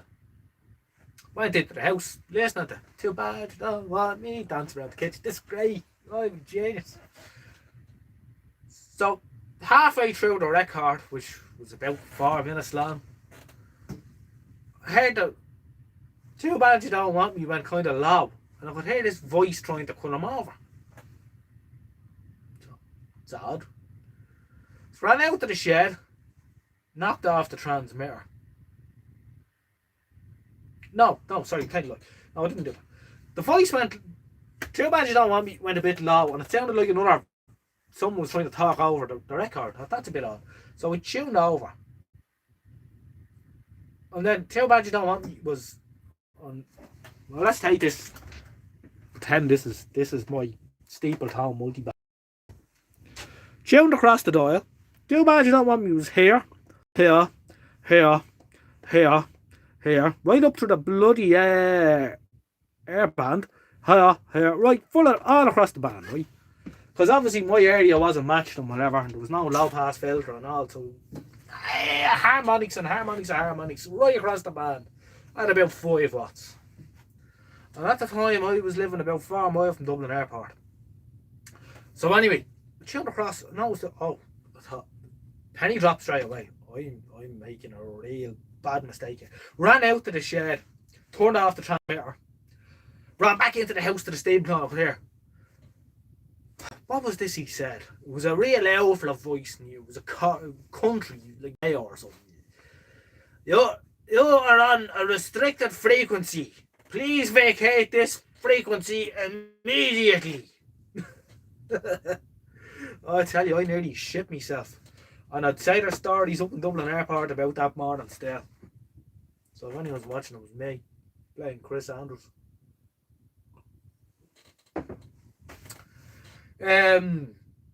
John Burns, you are very popular here in Porto del Carmen. That real Dublin voice makes one long for home, but the weather here is ideal for old folk like me. Porto del Carmen, that sounds familiar. Where is that? Is that in Lanzarote? It wasn't hilarious at the time, Mr. Mooney. It was not hilarious. Well, I suppose it was, because it didn't find me. If I had kept the key down for half an hour, there would have been knocking on my front door. Lanzarote, yeah, it is Lanzarote. Yeah, we were there. 2014. Myself and the good lady were there. The only problem I had with Lanzarote, the only sun holiday I ever went on was Lanzarote. 3.5 hours in a plane. Got there, little island. We rented a little car, and we drove all over the island. Very interesting place. There's a bit of scrap to look at.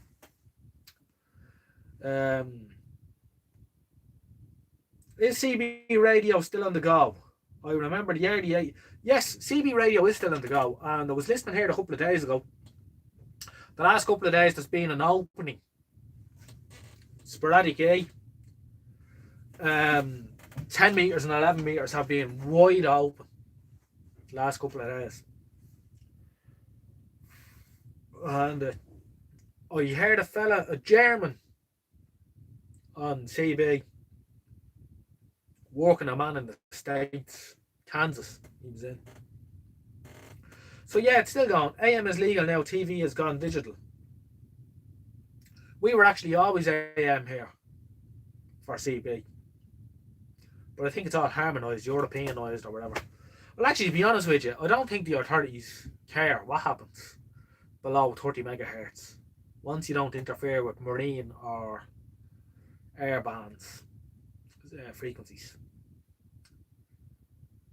Great place, Lanzarote, yeah, it sure is. As I say, the only sun holiday was ever on. But yeah, Mrs. Ojnoj wants to go to see the sun again. But and I don't want to end up like Fred Dibnah, so I'm going to bring Mrs. Ojnoj to see the sun. Anyone who doesn't know who Fred Dibnah was a famous steeplejack in the UK. He sadly passed away in 2002. But Fred was married 3 times. But his first wife, the holiday he used to bring them on was with a steam engine for a 200-mile drive or whatever to this steam rally. And then herself and the 3 kids would have to stay in the wagon that he dragged with the steam engine. And the roof leaked in it and what have you. And all she wanted to do was go on a sun holiday once. So she decided to go on a sun holiday on her own. And herself and the 3 kids went on the sun holiday. And when she came back, she gave Fred a divorce notice. And that was the end of that. Fred Dibnah was a legend. He was class. I want to see more tellies. Darren, yeah, I want to see more tellies too. There's telly there, but it's broken.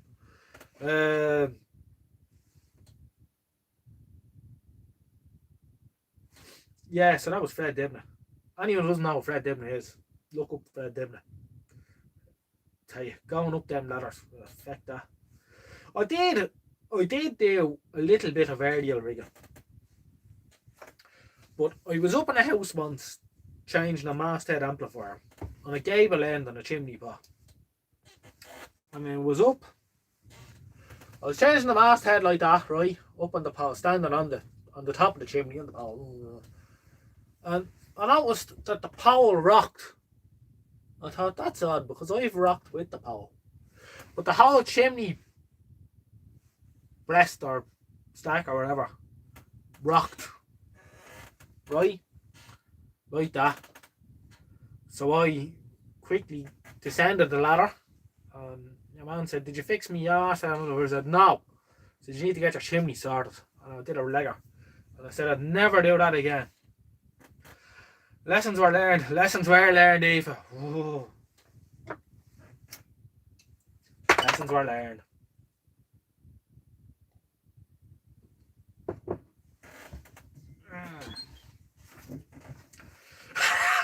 Start calling Damo Fred. As you can probably tell, a few of my friends are in the chat here as well, as this is the first time I've done a live feed, so they're all watching me getting, you know, they're getting, what do you call it, ammo against me, or slagging me for the next couple of months. My first and second jobs, which ran together, were fisherman and aerial rigger. I started the latter at the time of MMDS, if anyone knows what that is. Was that the... I'm going to be wrong here. I'm going to say, was MMDS the little square grid area? Is that right? I'll tell you now. I wouldn't mind... What I wouldn't mind is a power amp in the TV bands. Can't get further than 100 meters with domestic area boosters. I think, I shouldn't say this, but I think, Kyle, you can buy a thing on AliExpress that's like a video sender. That's basically just a TV transmitter. Obviously pick a channel away from a digital multiplex and you'll be good to go.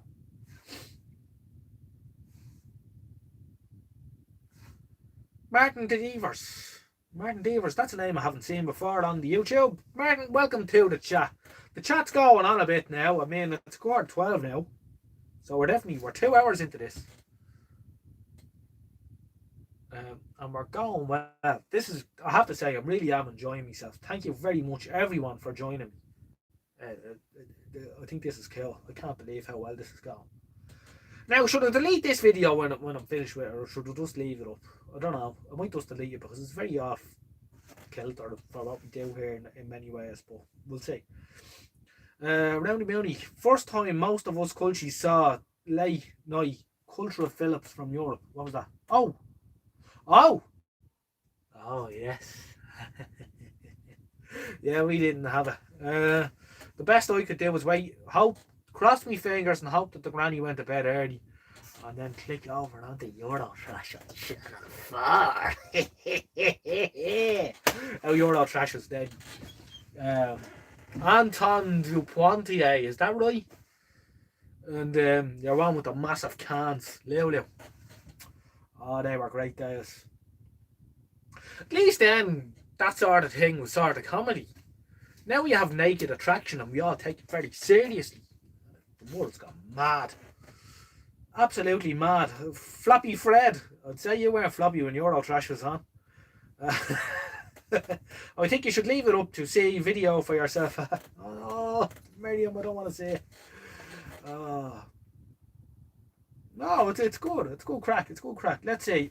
Kyle said, I've seen small modulators on AliExpress. And big ones, 15 watt or even 3 kilowatt if you want. But the big boys are, yeah, no, they're mad money. They're mad money. I've seen them myself. And it makes me beg the question, who's buying analog TV transmitters in 2021? I wouldn't mind putting out a few 100 watts of UHF telly from my roof and give Ofcom something to look for. Yeah, no, be a bit of crack, alright. I don't know if some of you are aware, you television people out there, but there is a crowd working on getting 405 line television back on the air.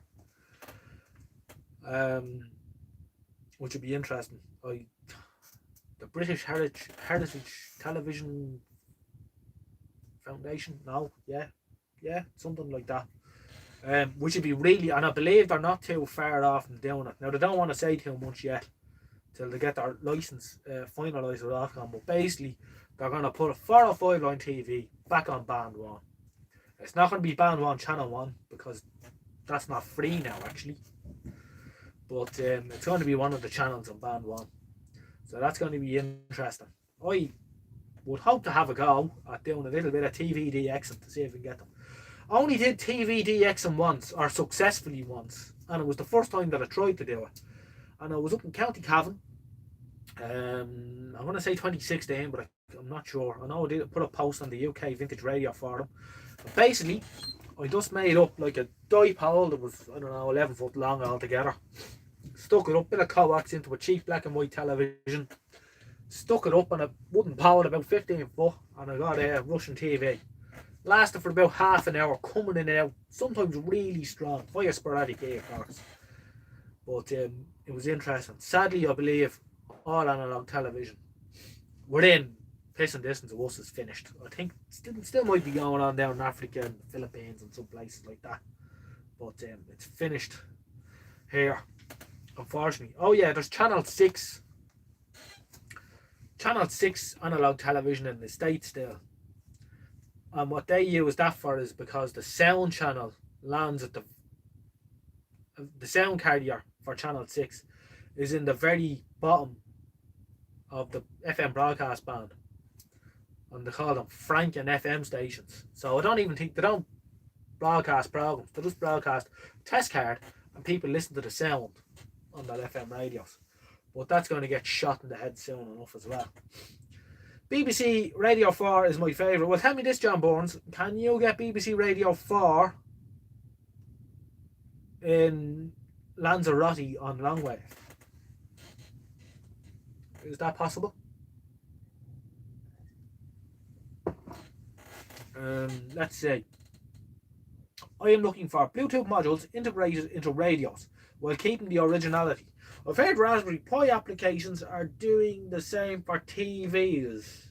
It's an interesting idea. It is an interesting idea. I don't know if there's Raspberry Pi applications for 405. I'm unsure. I know there is something called Win Mode lines. That you can write the mode lines for 405 line TV into it. Or, excuse me, I should have picked a different drink than Guinness. It's making me burp. Excuse me. That you can write whatever line rate that you want into this system. And then you make a RF modulator from the VGA video output into your television. It's covered on the UK Vintage Radio forum if you Google Win Mode lines or Fools on the Hill TV or something like that. But it's definitely a thing. Alright, I don't know about the Raspberry Pi being used for 405 though. Where do we go?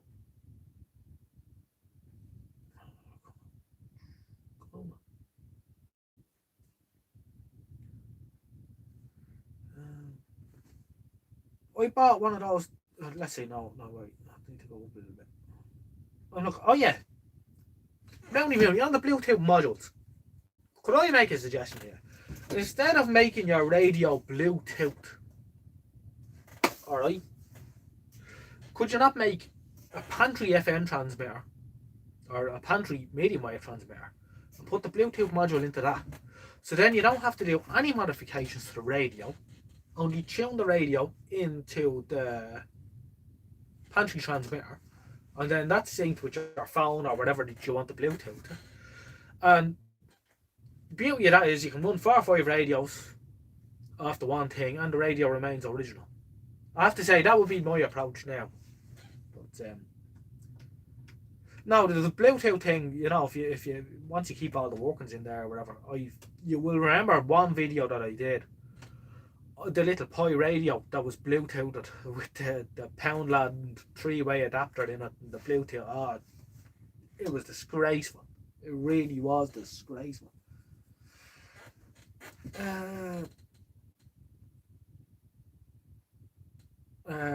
Kyle, Raspberry Pi is annoying for old tellies. They read the picture on each line too early and too slow. Loads of overscan and video players ignore tweaks.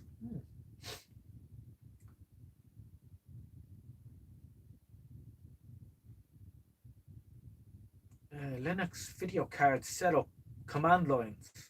Alright. Though Darrell's box gives less grease to use for. Oh, okay. Jose Carlos Gonzalez. I'm sorry if I'm pronouncing that wrong. Something about Brazil. Okay. Channel Parker Radios Antigos. Well, I'm going to take a wild guess and say Radios Antigos has something to do with a vintage radio. Floppy Fred. Floppy, do you think all radios will become useless in future and people will turn to digital? Alright, this topic comes up a lot, and you know it's covered on the various forums. It keeps popping up and popping up. Are radios becoming useless, or will they become useless? I'm going to say, given the current trend on medium wave, with the BBC turning off all their regional transmitters, the vintage radios are more or less already useless. It grinds against me to say that, but I do think they're heading that way. That, you know, they won't always be used. What I would like to see happen is that the medium wave band is given to us after all the big broadcasters depart. That they have a situation in Holland, for example, where you can use a 100 milliwatt transmitter without a license. I think it is. Don't quote me on this. And you can have a 1 watt. You can apply for a license for a 1 watt medium wave transmitter. And there's hundreds and hundreds. And if you put up a decent aerial, I mean, you know, you can get, you know, decent efficiency out of your area. I mean, you can cover a good range with 1 watt on medium wave. I would like to see that happen in Ireland and the UK as well. The band is given over to us. We can party on with it. You know, give the bands to the people that have an interest in them. There's no use saying it. And then a couple of people said, give it to the amateur radio fellas. Now, I have an amateur radio license. I don't agree with that. I say, give medium wave to everyone. Let everyone enjoy it. Sir Roy, keep up the content. Real Gem channel. Thank you, Sir Roy. Cheers. I see Chris has just popped in as well. Hi JJ. Hi Chris. Nice to see you, Chris. This is my first time at a live video. I don't know if you've done any live videos or not yet. If you haven't, you should. And the other thing I will say is monetize, because I've seen a load of stations, a load of channels, YouTube channels from the US, which only have like 20, 30, 40 subscribers, whatever, real small, tiny channels, and they're running ads on their videos. So, yeah, you get a couple of quid before they start taking it. So that means there's going to be ads and everything the next couple of months. German AM stations got pulled off the air after EU power restrictions were brought in around 15 or 16. Oh, I didn't know that. So there's no German AM stations either. So is there anything on AM in Germany now? Has it been given over to the people, like in Holland, for example?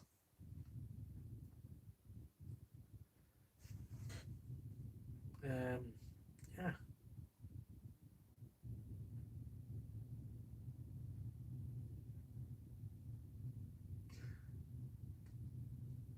I see.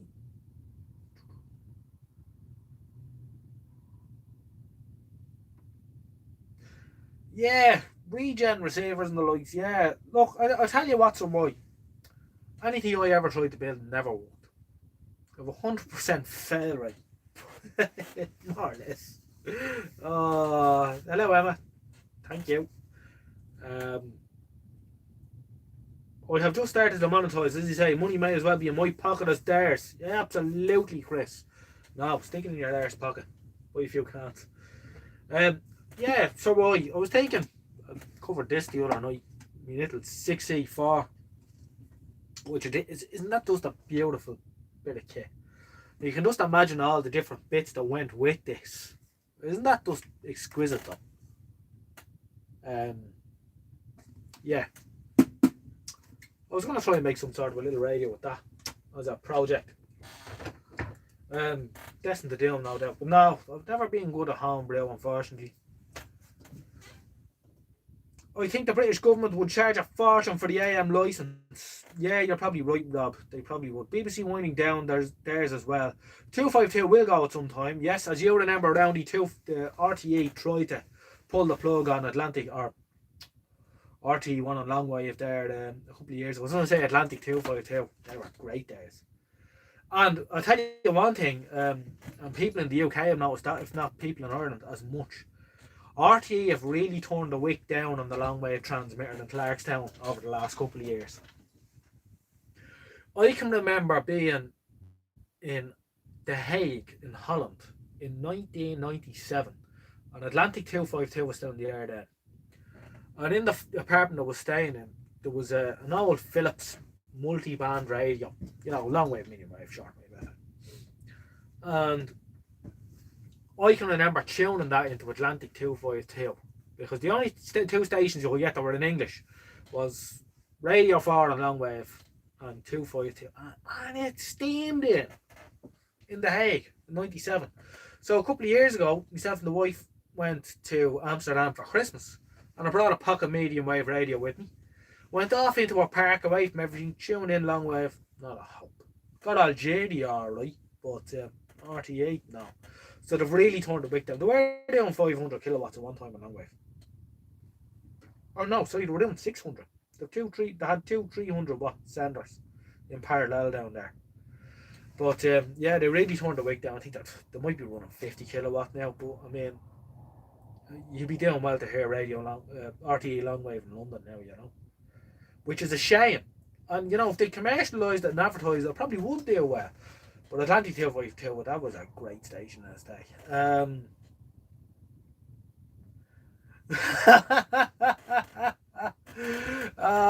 MFD 70.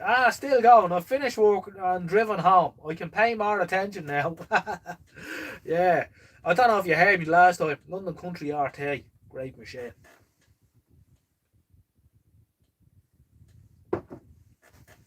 The Great Northern Railway in Ireland had AEC Mark IIIs. Good for about 60 mile an hour. No 252 here, R198, buried in noise. 10:89 and 12:15 AM, usually from 9 PM. Is 10:89 5 live? I know 12:15 is Absolute Radio, but they've torn down their power as well. 252 okay in Scotland. Oh, good to know, William. Long wave always went unstable at night in Ayrshire. I don't know where that is. It could be interference from Algeria. Algeria, I think, are 1 megawatt on 252. So they're so strong. Now, I'm not too far from Clarkstown here. As the crow flies, I'll probably be 25 miles away from Clarkstown. RTE long wave is a strong signal here, even with the wick turned down a bit. It can be a little bit too strong at times. It gets into places where you don't want it. But having said that, Algeria is so strong that if I turn a transistor radio here and null out Clarkstown, it steams in. Talksport. Talksport, yeah. Remember James Whale on Talksport? Used to like him, actually. He was good crack. Must be a good age now. James Whale on Talksport. One thing I can't do about Talksport, I think if Talksport's the one I'm thinking of that has this problem, the 4-5 transmitters on the same frequency and they're not synced, which isn't a big problem if you're in the UK. But if you were here, where I am, on the east coast of Ireland, all these come in at the same time, fading in and out, and all a second out of face. It's a real, it messes with your head. So we can't listen to TalkSport. Yeah, I think he's still at. Is he? Jeez, I didn't know that. Echo, echo, echo, echo. Yeah, you know too. So you're obviously getting the same crack down in Cork.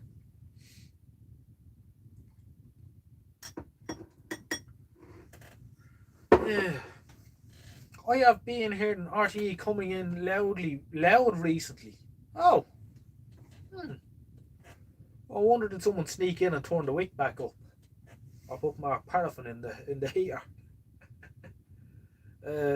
Zarathustra. I'm in the UK and heard the echo on 1089 too. You're obviously in between two transmitters, so welcome aboard, by the way. I haven't seen you before. 1053 and 1089 used to be TalkSport. 1053. Yeah, I'm a bit out of touch with medium wave. I don't know what's what, but I tell you one thing. If I go in there now and scan across the band, I can hear everything. James Whale on Talk Radio and on YouTube. Oh. Well, Mounty. Was 252 running 500 kilowatt in daytime one stage? I think there were 6. When it was Atlantic 252, there were 6. The 2 300 watt senders. 300 kilowatt senders. Marcus Crosby. Hi, Ojnoj. Love from Swords. Hello, Marcus. Those of you who don't know Marcus, Marcus was the best man at my wedding. He did a great job. Feck. Yeah. It's a lot of power to be sticking up your coax, alright. 5 live transmitters at distance, you do get that echo. Same with Radio Scotland 810 once you drive north of Perth and Stirling. John Burns. Best move RTE could do is sell it to the BBC just like Aer Lingus was given to. I know what he's going to say. I can't say it, but I have a feeling it's was given to Ryanair.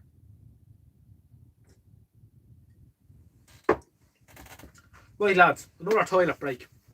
I'm afraid once you break the sail, there's no stopping it. I'll leave you to party on with yourselves for a second. I'll be back in 5 minutes. Thanks very much.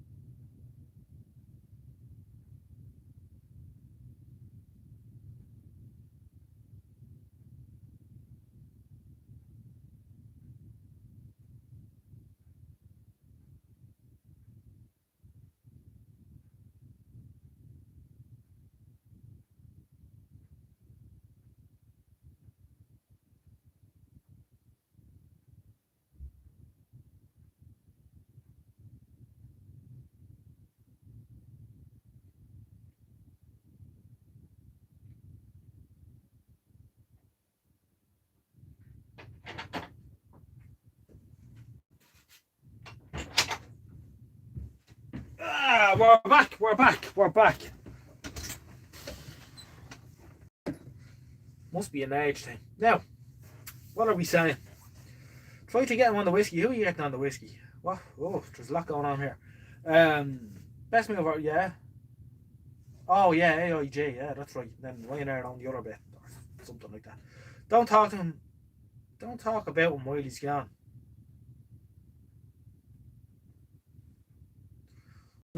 Midnight, so got to go. Really enjoyed it. Rob, thanks very much for popping in, pal.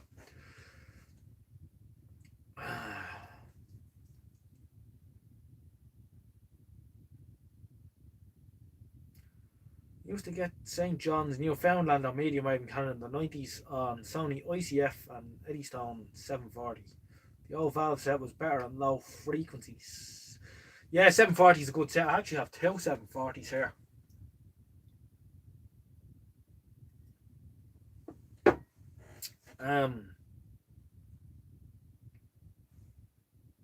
Yeah, the Eddystone 740. I'll tell you the best one though I have is the 910. The Eddystone 910, some machine, really is. Although I have to say the old pre-war one is some job too. The old 358X.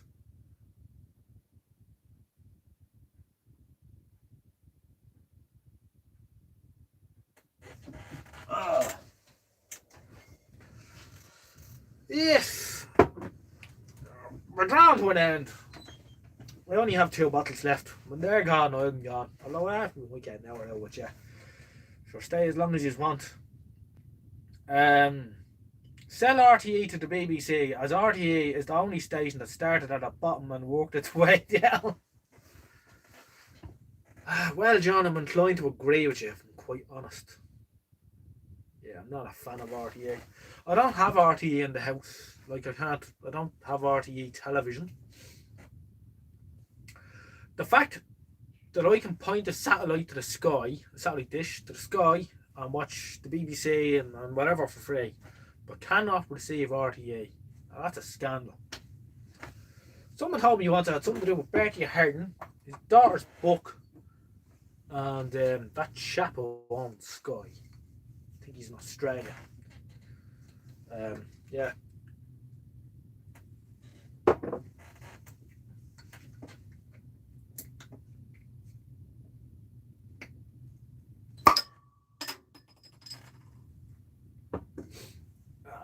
Takes years of practice, you know. Gaz Young Live. I listen to Atlantic 252 in daytime and Luxembourg on 1440 at night until Luxembourg shut down in 92. Yeah. Station up. Didn't they used to rent out the transmitter? I remember something about they rented out the transmitter to like Radio China and stuff up until like 2 years ago. Because I remember that every night the Luxembourg national anthem would come on, so Radio China would be spouting away, and it used to just cut straight across to their national anthem at 12 o'clock and then cut off every night. You have very good taste. I know, I like a bottle of stout now, John, to be honest with you. Floppy Fred. When we were kids, we used to put our tongue on a 9-volt battery. Don't know why you think it's a mental problem. I don't. I used to do that all the time myself. In fact, I still do it. I don't know if the battery's good or not. There was so many 9-volt batteries of various parentage, which is questionable, that I do that quite a lot. So, oh, that's not a mental problem. For sure. Roundy Mooney Tuffers was part of my childhood. Great to fix an old set and use it to hear what you wanted to hear when you were a teenager. Yeah, exactly. It sounded great. I don't know, there was just something about, like, because you had FM and all the time, but there was something about that Atlantic 252. It just sounded great. I don't know why, but it did. It was great sounding station. Loads of bass to it or something. NFD 70. So it's RTE can pay less for American series if they were. on sat in the clear, they would pay more. Yeah, I suppose so. If they were free, so you have to pay Sky to watch RTE. I don't know. They're just a shower. Now there is a thing called, okay, so over here we have, in the UK you have Freeview. We've got a thing here called Saorview. Saor, S-A-O-R, I'm no good at Irish, is the Irish word for free. So it's basically Freeview. But the television network, the UHF television network in Ireland, which carries Saorview, did not have 100% coverage in Ireland, because Ireland can be a very mountainous and uppy and downy and dippy place. So, thanks very much, Codis. Class act. Thank you. Dead on. Hey, Georgia. Georgia Leonard. That's Marcus's daughter. Still watching. You should be in your bed. You're only 17. George Christophe. Come on, lads. Stop. You're losing the run of yourselves. Stop. There's no need for that. Although, I am running now. So, I had this brilliant idea for a YouTube channel that I could be like a virtual barman. I don't know. Anyway, getting back to what I was saying. So you Saorview, which is the Irish Freeview, right? But, as I say, you didn't have 100% coverage in Ireland. So they had this other thing called SaorSat, FreeSat, right? But, so that makes you think, okay, I get my Sky dish and I point it at the Sky and we can watch it on the Sky box for free. No. It's on some weird satellite that's like a telecommunications satellite. Someone here is going to know about this, probably Roundy Mooney, because I think there's places in Cork that are very isolated that might need to use this system. But FreeSat, anyway, or SaorSat, use this K-band LMB, and you needed to have a 1.5 meter dish to receive. But if you have all this gear anyway, you can receive RTE1, RTE2, and Tina G.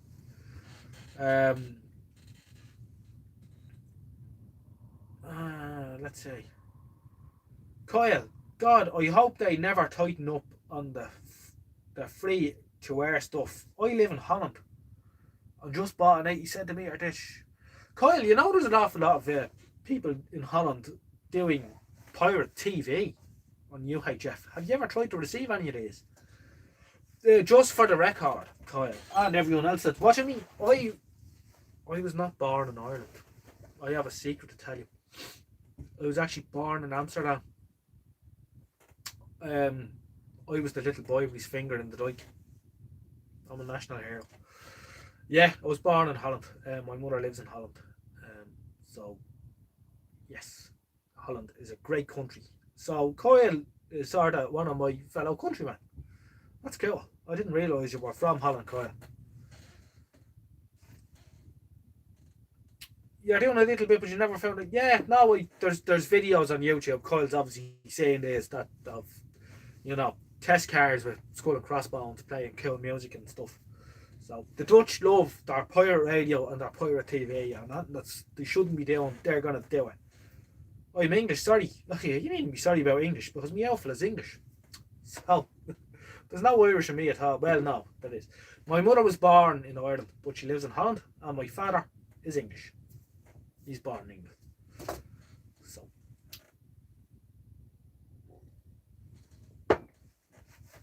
I just moved here because you don't need to wear the suit for job interviews. No, the Dutch are very relaxed, normal-minded people. Yeah, no, it's a cool country. Anyone who hasn't been to Holland, you really should go just to have a look. Okay, Roundy Mooney is the voice of reason here. I do have SaorSat here. Brilliant. Because they removed the local repeater. It's on the K-sat at 9 degrees east. Okay, so there is one confirmed user of SaorSat in Ireland, and it's Roundy Mooney. Radio Border! Hi there, Ojnoj, from John Joe in Waterford. Radio Border, I didn't know you were an Irishman. Cool. Well caught, JJ. Yeah, no, I didn't realise it's SaorSat, yeah. K-sat at 9 degrees east. What do I need to receive this, Sersa? Do I need a special decoder box? Needless to say, I'm not an expert on such of those things either. MS92, hi Ojnoj, love the channel. Just getting into retro TVs myself and enjoy watching your work. Keep up the great vids. Okay, MS92, thank you very much for your comment and thanks for the popping by. We're sort of getting towards the end of this now tonight, but see there's still people popping in and out, which is cool. This is a class act. CB, hi Ojnoj, what British made 4059 TV would you recommend for a first project?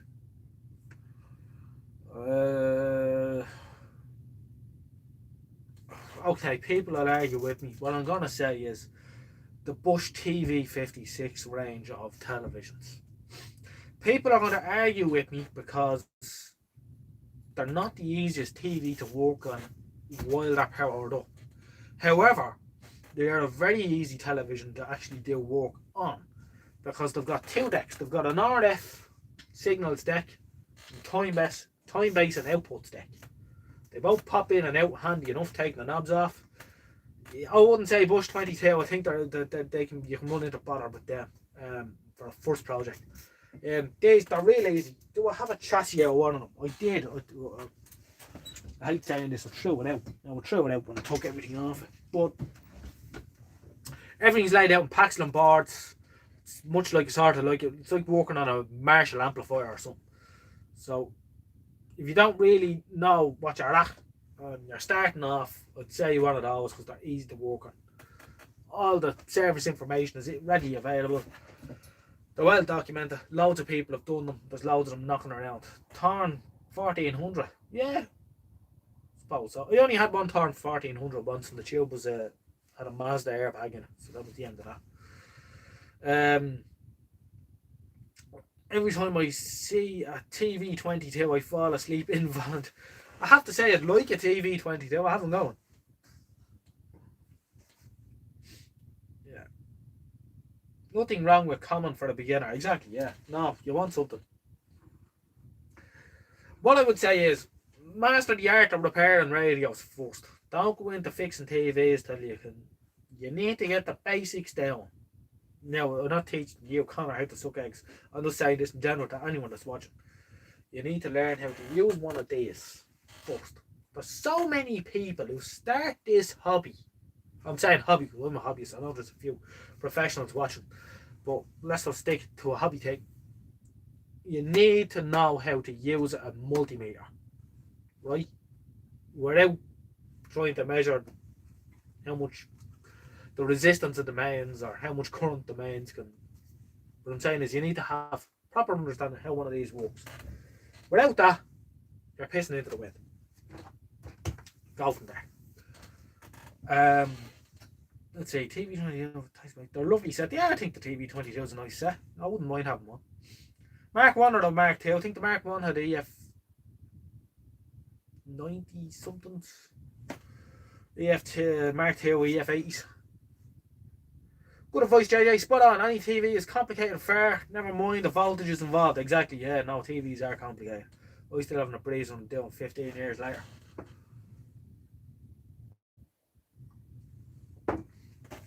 And if the saying that a little knowledge is a dangerous thing is true, then I'm the most dangerous human being alive.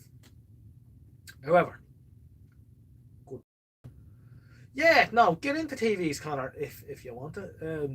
One thing I would say to you is TVs are a bit like those. What was that film with them little 40 bastards who used to multiply? When they got wet. They're a bit like them anyway. We're all learning. Yeah, we are all learning. Every day is a learning experience. Anyway, yeah, you get one. Gremlins. Good man, Connor. Well, TVs are like gremlins. They multiply pretty quick. I started off with one television. A little small television, you know, like this. You know, and a little thing. Oh, this is a television. If they were all 1-inch TVs, I wouldn't have much problem. John Burns is going to bed. John Burns, I wish you and Lanzarote, and I know Lanzarote is an hour. No, sorry, no, Lanzarote is on the same time as us actually. But yeah, it's very far away. So I wish you a good night, John. Thanks for tuning in. It means a lot. It's gas. I am banned from getting more tellies, but I think handhelds are my loophole. I'm inclined to agree. Therefore, when I came back to the thing earlier on of how many televisions do you have, I don't count handheld televisions. Nor do I count computer monitors either, or any television under 9 inches. Yes. Is that LCD or CRT? Oh no, they're LCDs. They're LCD. They're LCDs with a little tiny single fluorescent tube in the back that lights them up. Yeah. This is my favourite actually. I bought this for £1 at the MVCF one year. It was a lucky box with transistor radios for £1, and this was in it. I said, picked it out, showed you, man. How much? £1, mate. I said, yeah, I'll be that. Well, it's in spotless condition. And it works. I have a video somewhere of it. It takes 6 AA batteries that last about 5 minutes. Cool. £1. Yeah, no, £1. Yeah. MVCF is good for bargains. I don't mean that in the kind of, well, you're going in and robbing people. It's sort of, it's people that have an interest that are selling the stuff to people that have an interest, you know. Although as the thing grows and becomes called retro tech and stuff, I think that might go out a little bit. But no, it's such a cool thing to go and see. MFD 70, I won't have an LCD television, plasma, CRT, or all. I won't have an LCD television, plasma, CRT, or OLED eventually. You mean you won't have any televisions eventually? Have you made any more progress on that American radio, the orange one? Looked like a very cool thing. No, I haven't. And furthermore, Connor, I don't really have much interest in it. It's been so bastardized that it's sort of not worth bothering with, to be honest with you. You know, I had a look around. I don't have a rectifier tube for it. I don't know. I've lost interest in it. I mean, someone's been in there and they've given it a good rogering, you know. Let's see what's happened. I won't have only etch a sketch screen technology for MFD 70. Oh yeah, you can never fall out with your own content. Steve, Vintage Electronics Long Stay Workshop. Hi Ojnoj. How are you, Steve? Good to see you. I'm hoping that sometime within the next decade we'll get to meet face to face once again.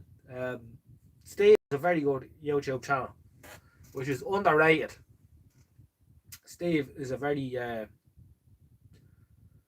proficient engineer who worked for the BBC, knows what he's talking about, and despite several obstacles, I think he does a very excellent job at restoring radios and stuff. And I have to take my hat off to him. He's certainly a very determined man, and I think people should give him a look from time to time. MFD 70. No, I just won't have an LCD in the house. Yeah, I don't agree with you. I have one of those LED backlit things mounted in the bedroom on the wall. Mrs. Ojnoj likes the smart technology. But the main television at the minute is the Megatron. You know, and we'll be sticking with the Megatron. Although the Megatron, I think the tube might be slightly weak in the Megatron. But she'll party on for more while. CB, it did look feck. Yeah, it did look feck. I have it here on the bench actually. I'll show it to you. I just don't have the staying power of the likes of Steve. Steve, Vintage Long Stay Workshop has staying power. You can see, one of the things you can see is someone has cut the shaft here and soldered this shaft on and stuff like this, and that shaft doesn't look right. I don't know, it's in the cabinet, I don't want to take it out, but various nasty things have been done to that radio all of the time. Look, I'm not going to throw it out or anything, you know, so I don't really throw things out. So, you know, things like that I look at and I go, I have to say, I don't have the determination or the stay in power with us. I have to admit, I like easy fixes. Mounty, you just need love. Yeah, we all need a bit of love around you. Um, I like easy fixes. I'm probably lazy. Would you swap it for about 5 box mullered valves and I pays the post? No, because I'd be robbing you. That wouldn't be right. Megatron, often mistake for a microwave, but is in fact a television. Yes. Mrs. Ojnoj, no need for the heating on when the Megatron is on. Oh yeah. No, well I'll tell you. What, Mrs. Ojnoj, tell them about what I had when the Megatron broke down. As I told you, the Megatron failed. Thor's bolt of lightning came out through the side of the tripler and did massive damage to various electronic-y, silicone components in the Megatron. But with determination and help from the Oracle, the Megatron lives to see another day. Now, I had a Hitachi plasma television which I pulled out of a skip. One of the early ones. Enda Carol, going QRT for the night. Great job. Keep up the good work. Enda, thanks for dropping in, pal. And so we'll catch you again. Thanks very much. QRT. Over.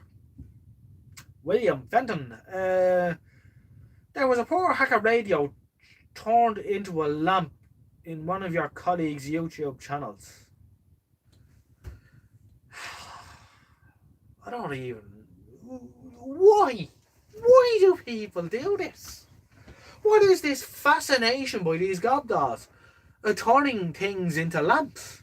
I mean, is their imagination so stunted that the most imaginative thing they can see is look at something and go, that'll make a great lamp. Like, no, it won't make a great lamp. There's various laws around making lamps and things, you know. I think if a table lamp falls over, the bulb is not supposed to be exposed so it can smash and the live bits of metal sticking out can, you know, scrape off your children's face. Sorry for language. What happened? What? If you didn't have such an understanding partner, your Megatron will be mega gone. Yeah, you're right. Well, she said she wanted a large screen television. Megatron is 37 inches up here. This one that's more than that, I think. And it's 4x3, so it's ridiculous in all aspects. Just arrived now. How about turning TVs into cat beds? That grinds my gears. Hugo B from, I think it's Portugal if I remember correctly. Is that right? I apologise if I'm wrong. Turning televisions into anything grinds my gears, Hugo. I hate to see it. It just... Leave the televisions alone. This is right. Here's one thing on converting televisions. Seeing a television there not so long ago, advertised locally-ish, that was turned into... I used a real word about people putting lamps and things in YouTube. YouTube may have blocked it. Yeah, if people say naughty things, they go into a spam thing or something. I don't know. I don't know if it's true on the live feed. I know on my normal videos, if you say something that YouTube doesn't like, they put it into a hold for review or thing or something. Something I didn't know about till I got a laptop when all this was going on. I found like 200 comments where people said like CRT gun or something. It was put there. I don't know. Anyway, madness. It's all they can do. Bloody stupid. Yeah. So there's the legal implications of this as well, because of, you know, do take this beautiful Mark 5 multimeter AVO and stick a big lamp on the top of it, big brass holder, yeah, and it falls over, which it will do, because some child toddler is going to come along and go, oh, look at the knobs and stuff, smash, and then toddler electrocutes the head off himself with the bulb. What way are you fixed? It does not meet British standard 9 or whatever. I don't even like fixing things for anyone anymore. I'll do it for friends and family and stuff, but the general public, no, because someone's going to turn around and say you did something wrong and you know, set fire to their gaff or something. To be fair, my granddad had a Sobel receiver in the 50s and he had no interest in allowing me to enjoy, so I took the chassis out and put it in the loft intact and fitted him a valve on. Yeah, well, that's fair enough, Connor, in fairness. I wouldn't fall out with that. That's one thing. He didn't turn it into a table lamp, you know.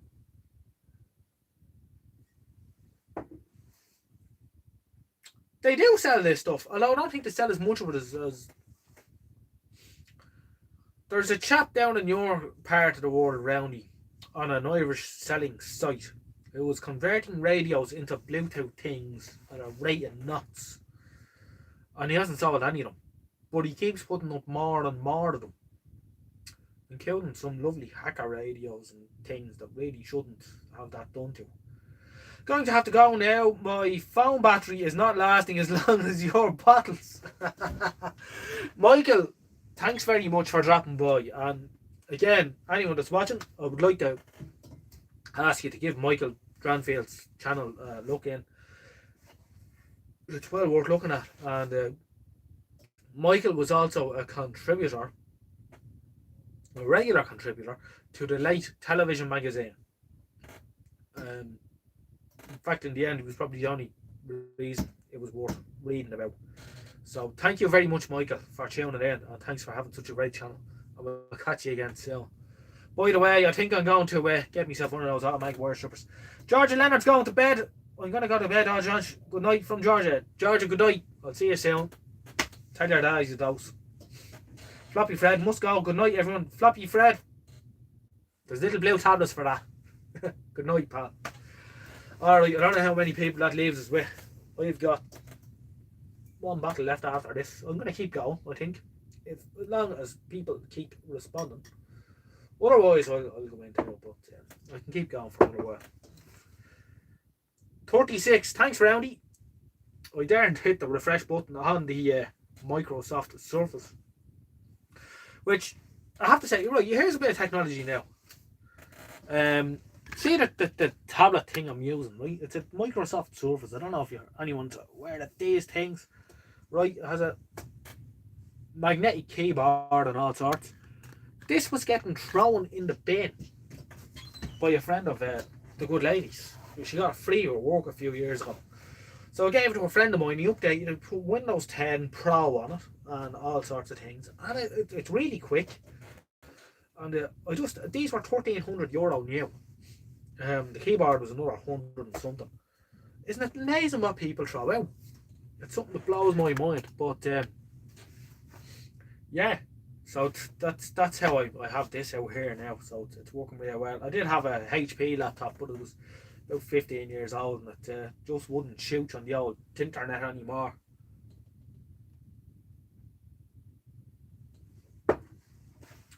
I'm on bottle too. You want to watch that, Roundy? What was that ad on the television years ago? The drink driving started coming in first, or the please don't drink driving Ireland anymore. There was this ad on the TV, and it was a fella changing gear, and it was a 3'll do or 2'll do. So he's going from first to second, and it said 2'll do. Only have 2 points of Guinness before you drive home. What's it running? Windows 7? No, Windows 10 Pro. It was a Windows 7 machine, but it was able to update it. It was a Pro and all that jazz. Core i5 and so on and so forth. I got one of those wire strippers after watching Michael's video. Best tool I've bought in years. Yeah, no. I go on Freeman was saving me time, but it was crap. You have to get the proper ones. Let's see. CB, I love those Bush radios. I forget the model number, but it was the one you had. That silly sod blue. Oh, Bush BS35. Yes. Yeah, your man Tech 7, the hi-fi speaker into the radio. That's going on, right? It's actually sitting piled up in there. I've two of those actually. Remember, I got another one after that.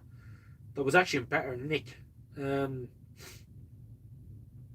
BS35, Roundy knows the BS35 Irish radio. Really lovely radio. Then there was another one, Roundy. There was an export model made in the UK that had a plain dial on it with several shortwave spreads and no long wave. Do you remember what the model number of that was? There was one on adverts for sale up in Derry, and I was very tempted to go and buy it. about 18 months ago. They don't come up too often. They've a push-pull audio output stage in them as well. Yeah, they're good radio, alright. They look nice. You see the dial I have for one up here? That was for one I got years ago. And the cabinet was totally eaten with woodworm. But I kept the chassis. Actually disposed of the chassis not so long ago. But yeah. Lovely. Just look at the colours. And when that's back lit up with the dial lights, it's a work of art. And the reason why I fell in love with that was there was a barber shop across the road from my house and they had one of them in it. Up on the shelf. They used to play Atlantic 252. So I always wanted one. And then I came across two of them within 3 months. Which was interesting.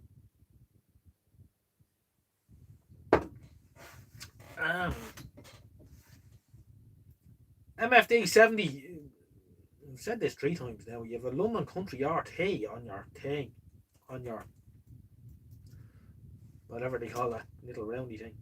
That's you obviously like buses. They're the cool machine. Let's see.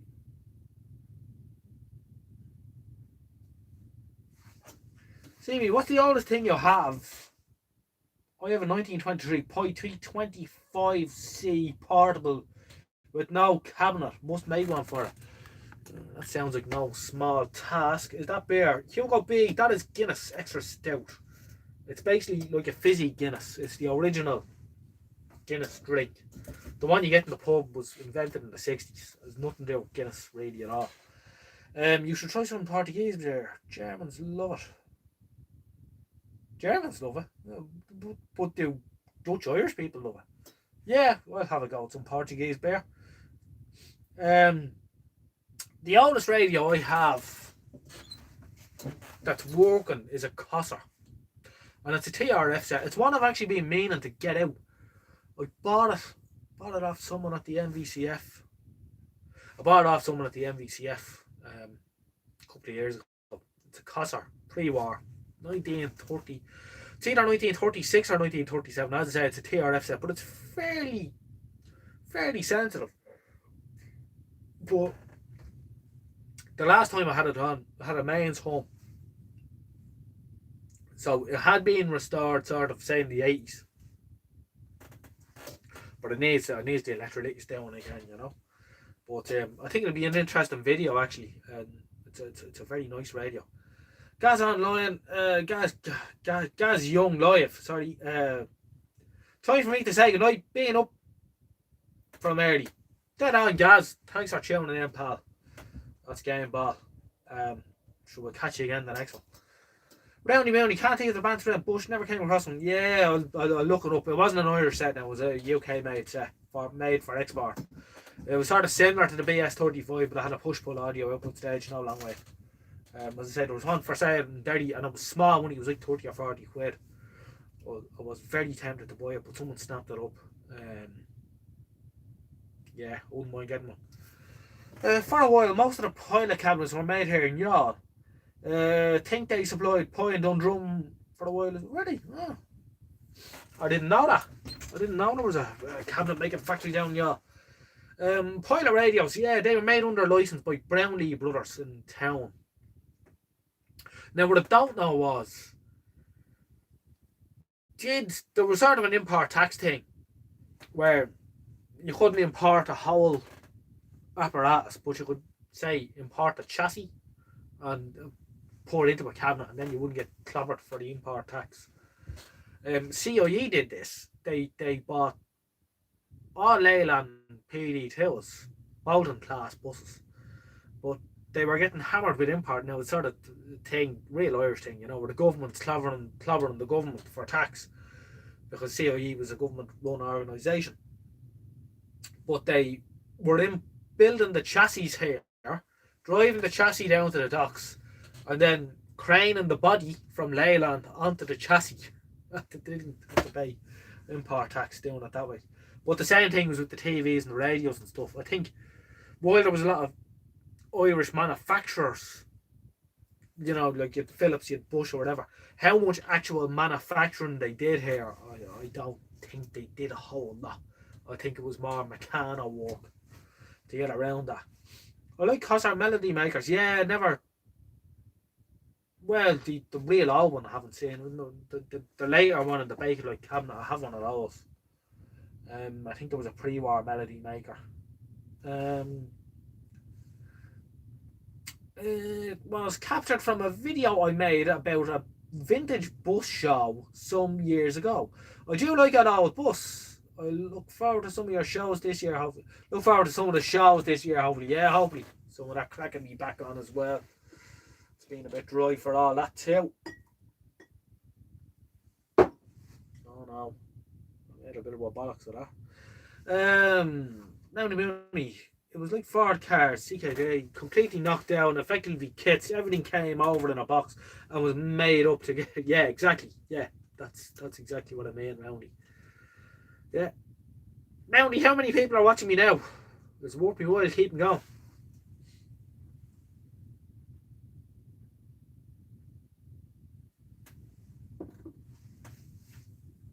26. Oh yeah, sure we'll keep our left for another while. So as I say, I have the Evo 8 Mark 5, alright, but I also have a few more actually I should show you. Show and tell.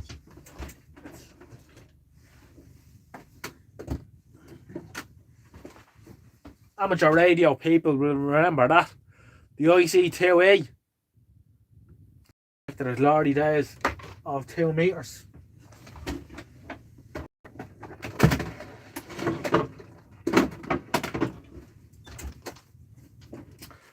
There's a Mark III.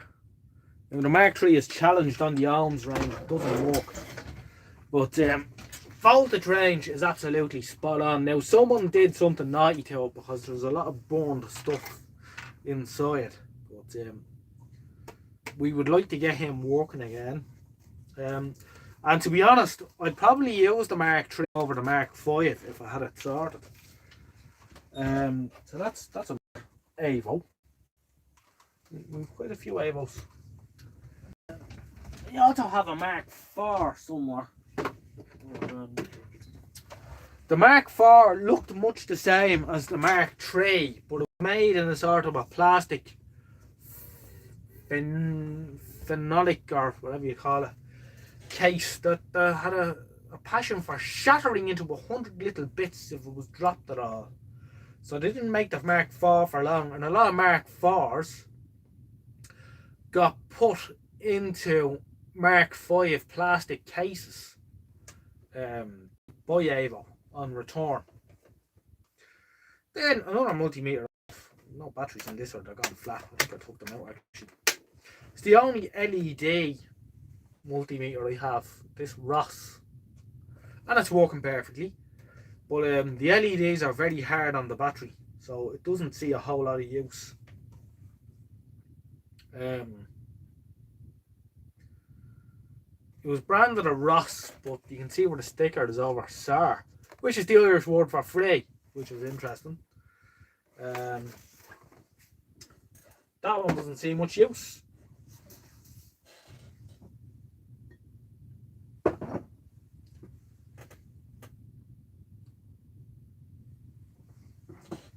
I think everyone at one stage had an Evo. Now, just to put this into context, with the Avos,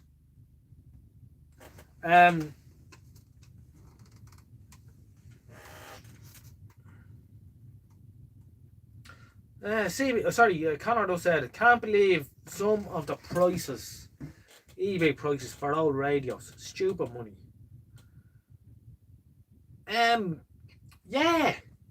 Yeah, well, you know, people who don't understand and they have something or they're after.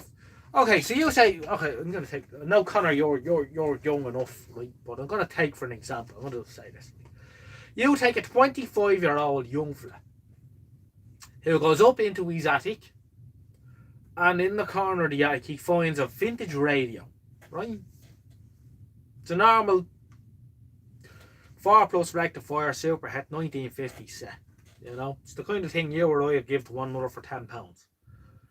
But he's never seen anything like this before.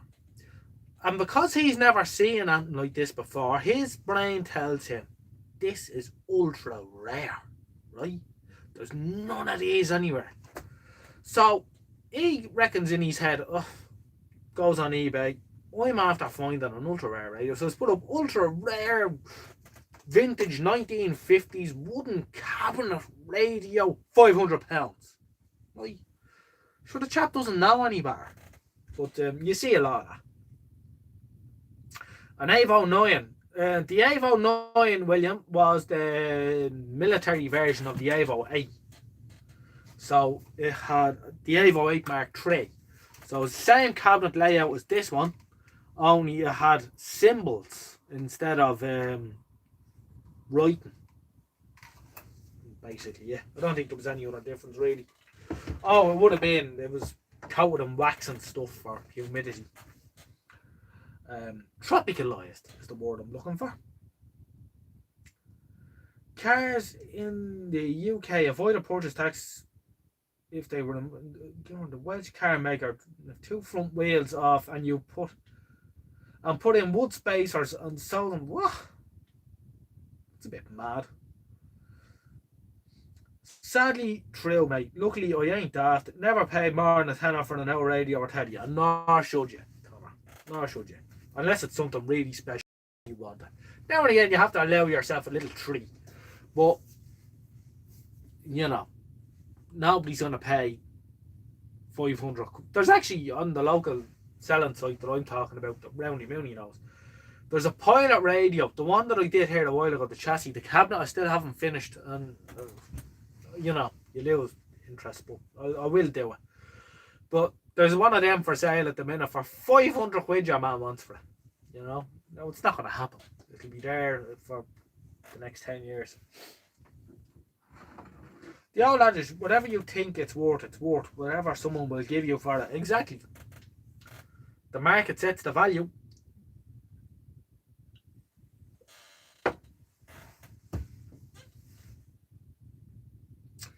There's a Decker Bradford console set in sale for Cardiff for $350. More than it was.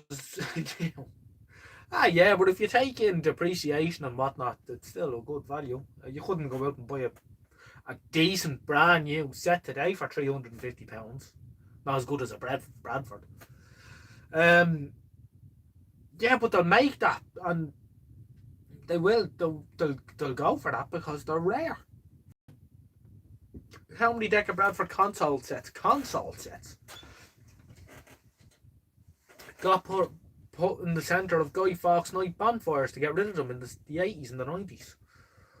Loads, so that they're not out there. Ger Tehan, hi Ojnoj, would you happen to know where I could buy a working bush TV 66? I love old tellies. Unfortunately, Ger, I wouldn't. I don't know where you are, Ger, for a start, but the majority of my viewers are from the UK, so I'm going to guess you're from the UK. You may not know, but you're just going to have to look at eBay, pal. Go from there. That's Bush TV 66. That's the one I did last year for the new deal, which I still have. I still haven't gotten it to them due to all this nonsense that's going on at the minute. But it will be making its return home soon, I hope. It's kind of in the way. They go for good money, them TV 66s, because the Bakelite cabinet and the odd shape and all that jazz that goes with them. Mid-range colour tellies in Britain are being put up for utter nonsense money. Yes, I agree. Therefore, I shall be a millionaire soon enough, Roundy, and I will disappear into the sunset. I will go to live in Lanzarote with John Bournes. No, but they are. Retro Gaming TV Matsui. Rare retro gaming TV Matsui. 500 quid. Yeah, I'll have a bit of that action, Coyle. Why not? Huh? Is that in Holland? Tell me this, Coyle. You're an English fella living in Holland, right? What's the vintage scene like in Holland? I know there's quite a few Dutch people that are into the old vintage radios and TVs and stuff, but getting your hands on vintage TVs and radios, what's it like? Like if you're living in Amsterdam, you can go around at certain times and people put stuff out to be recycled and stuff. It could be good way of finding stuff, but is there much gear to be found these days? MFD 70. I gave away a CVC 7 about 20 years ago. Could be worth a fortune now. I did go to a TV collector though. Neil in Newport. Yeah, I've met Neil. Nice chap. I met him at Mikey's Bash a couple of years ago. Nice fella. He's a serious amount of televisions. Yeah, I have a CVC 7 actually myself. If I'm correct in saying the CVC 7 was the British safety standard CVC 5, where they updated things for safety. And I think it was the only hybrid colour television that was beamed as they said. I'm in the east of the country. It's alright for finding stuff, and there's a couple of forums. Best bit is the second-hand shops carry all sorts. Cool, yeah. Now, to be honest with you, Kyle, I've only been to Amsterdam, that's where I was born, and I've been to The Hague a couple of times, but I haven't been around Holland itself. Something which I'd like to do sometime. I think I will. A couple of years. Get a car, drive around. Won't take me too long. It's all those mountains I can't stand. Mad place. Everyone who likes old TVs knows Neil. Yeah, that's fair to say. Like, this is the last bottle, lads. When this is gone, I'm gone, alright? It's 1 o'clock. The only thing is that I'm holding on for. Someone said, Big Clive is live till 1. Maybe they'll be full of beer and come walking into my bowser that has late opening hours.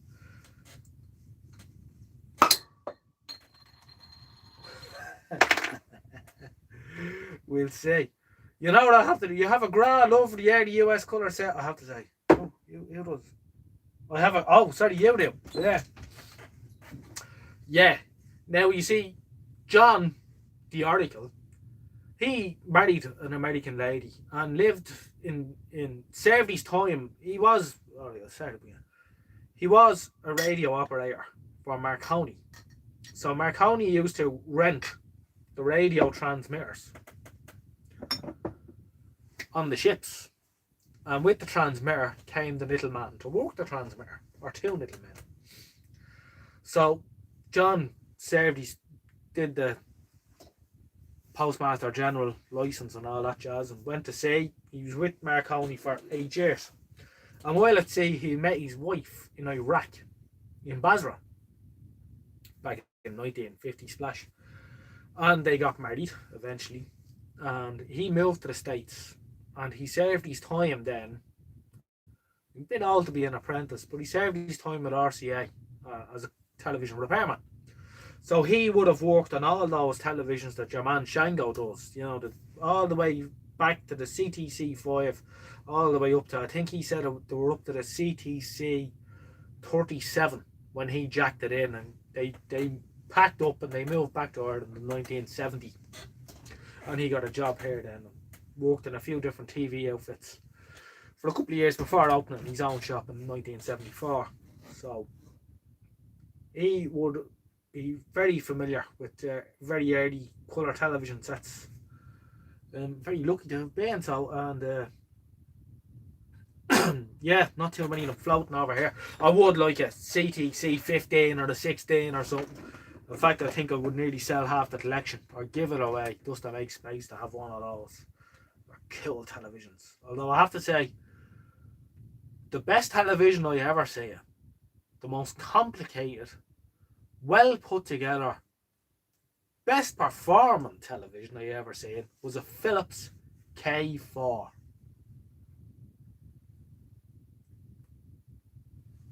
And if you don't know what a K4 is, Google it. What a class act. And a picture that could beat the arse off any G6. Big Clive finished at 12:20. Where are they? They've all gone to bed. They're drunk. They probably fell into the canal.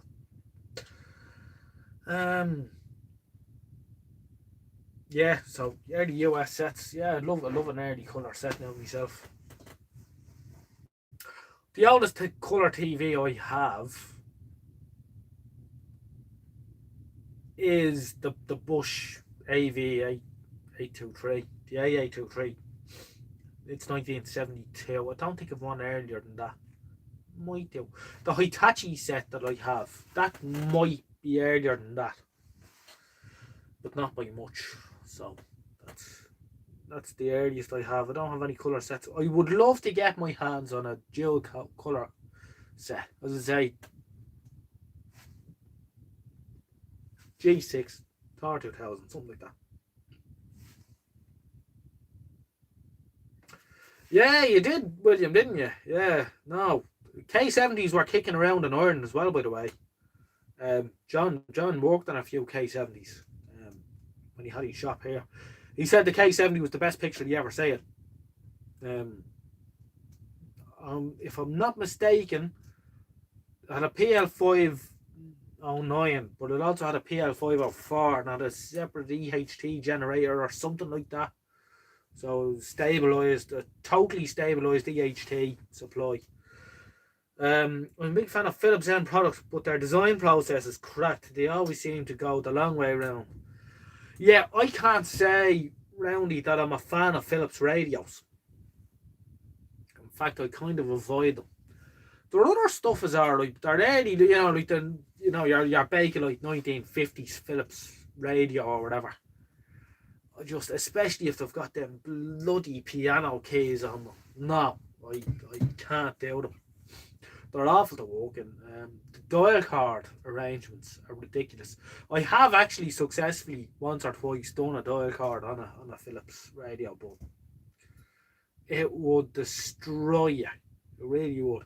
You have a 1973 Hitachi, but the tube is poor. You've seen my Hitachi, I take it. Roundy, you probably have. What size is it? Just as a matter of interest. Yeah, no, Philips radios don't do anything from you. I think there's a special place in hell for the person who designed the Philips radios in the 50s. Philips is not really mental. They'd only make an 800 ohm speaker to save you, isn't it? Yeah, but they do sound good. In fairness, that's the biampli you're talking about. I take it. I either might have one or had one floating around, but yeah, they're a serious machine. Of course, the only problem is the speaker coil goes open circuit fairly handy. I scrapped that Philips portable receiver the other day. It blew the mains cap, not worth fixing. 20. Oh yeah, well, 20s.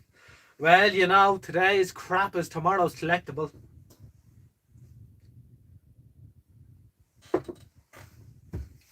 That's why I have a Hitachi plasma TV in the container boxed up, and I'm wondering, should I keep it or throw it out? Because I don't think in a couple of years I don't think there'll be any plasma TVs anywhere. To stop making them, I think it was 2012 or something. I can just hear the Astrid, the port that I did the video on the other day.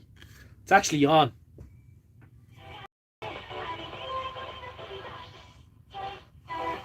And we're on the 31 meter shortwave band with the aerial 6 inches out. What do you think of that for sensitivity? And of all this crap on around, like if the charger for the phone is plugged in, which it doesn't like, the laptop is going. Actually, I should plug the laptop in just to keep, well, I won't for a second. It's about 2/3 still charged. But look at that for sensitivity.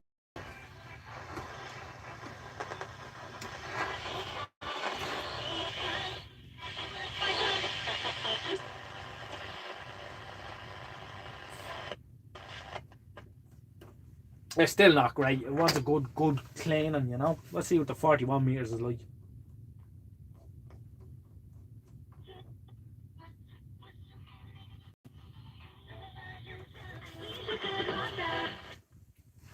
I'll tell you what I like listening to on shortwave: the traditional Chinese music.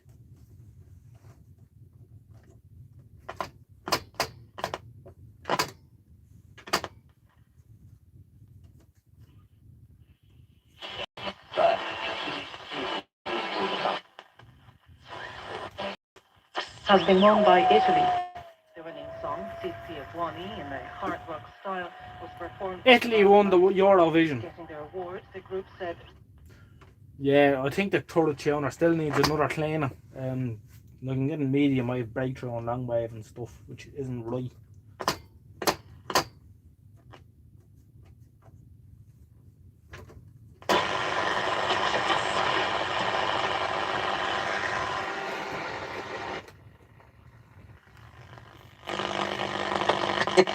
China, que no haya Dios que espera.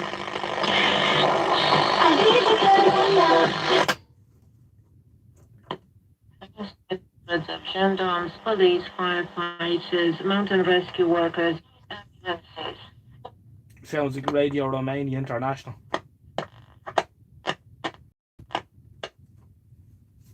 Yeah, I think I'll have to give that another go. Another cleaning on the third tuner and the VC.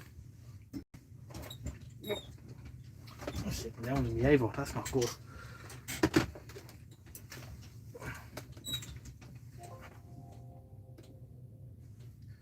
I'm watching on a 10-year-old Panasonic Plasma now, are you? Okay. Must have been one of the last ones made. Cool. I remember when you started the TE test card incident. Yeah, I had to stop putting the test card music up because it got clobbered a few times for the copyright, believe it or not. I mean, it's unbelievable, isn't it? Arseholes. Phillips had dry joints for some reasons. Yeah.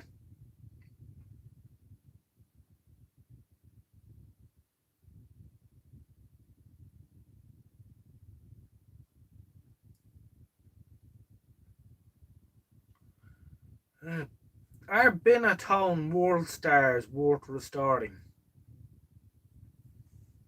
No. I see the fencer's off. Yeah, it must be. Yeah, he's no cattle in the field there at the minute, so he must have knocked it off. Which is good. Although it doesn't bother me, I wouldn't notice anyway. Low pass filter.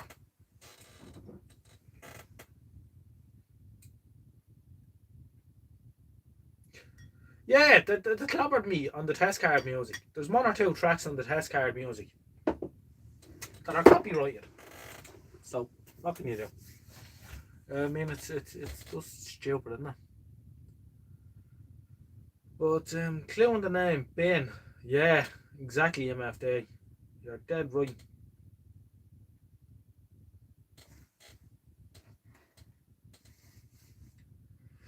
This must be one of the longest live streams ever. I have to say though, I have enjoyed tonight. It's been a bit of a crack. Best filter is the one between the ears, eh? Yeah, absolutely. Is anything worth resigning? Most of what we think of it gets chucked in the skip 100 times every day.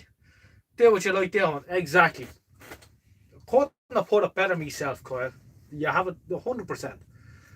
Everything we see this shed, right? Everything in this shed. If I scan this camera around in this shed, right? Everything you see there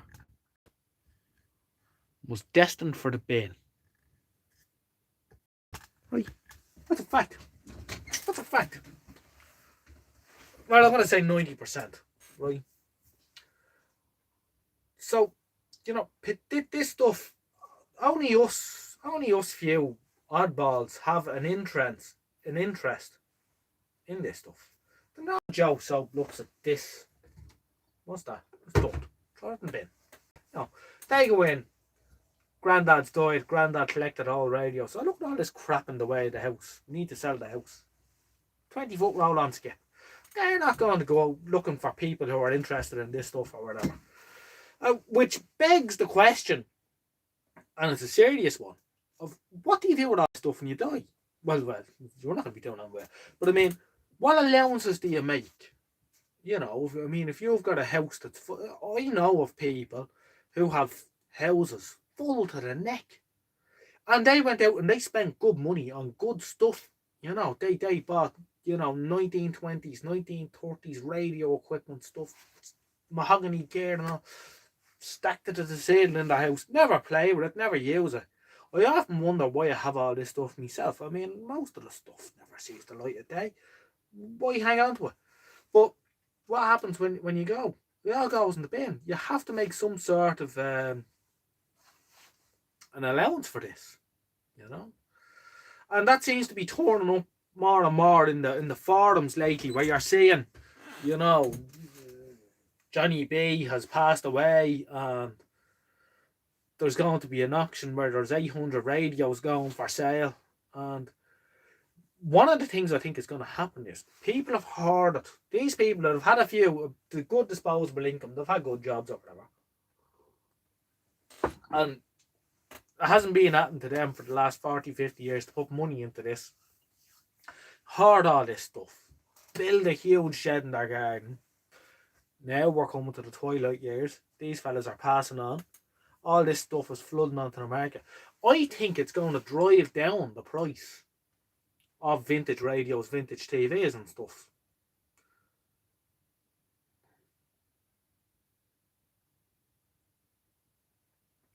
Okay, CB, I see your comment there. I intend on leaving it all to the Science and Technology Museum and all my pie stuff to the Cambridge Museum. Okay, I'm gonna make a comment there on that, Connor.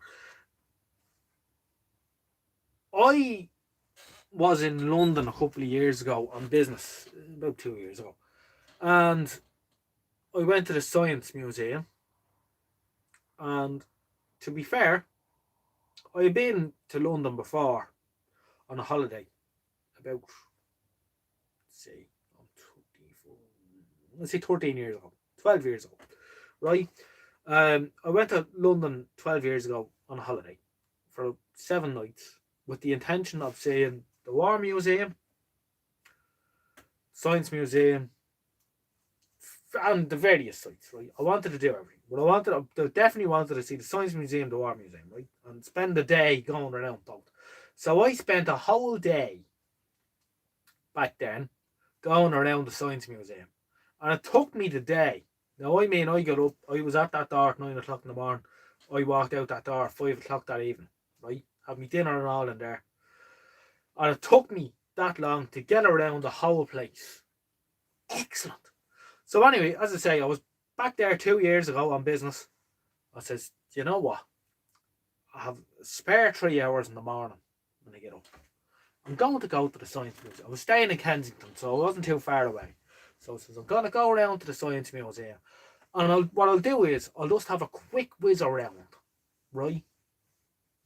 Won't take in everything like I did the last time, but I'll have a whiz around. Do you know what? I got through everything in 3 hours that it took me the whole day the last time. Because what they've done is, since I was there the first time, they filled it with fresh air. And what I mean by that is, half the exhibits, in fact, I would go as far as to say 3/4 of the exhibits were removed. There was nothing. It was big open spaces. When I went there in 2009, you know, it was all a maze and you had to look at everything, and, you know, that was gone. Big open spaces. Everything's gone.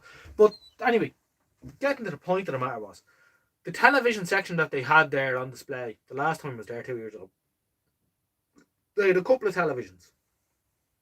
Small enough. Size of this shed. Well, I took up.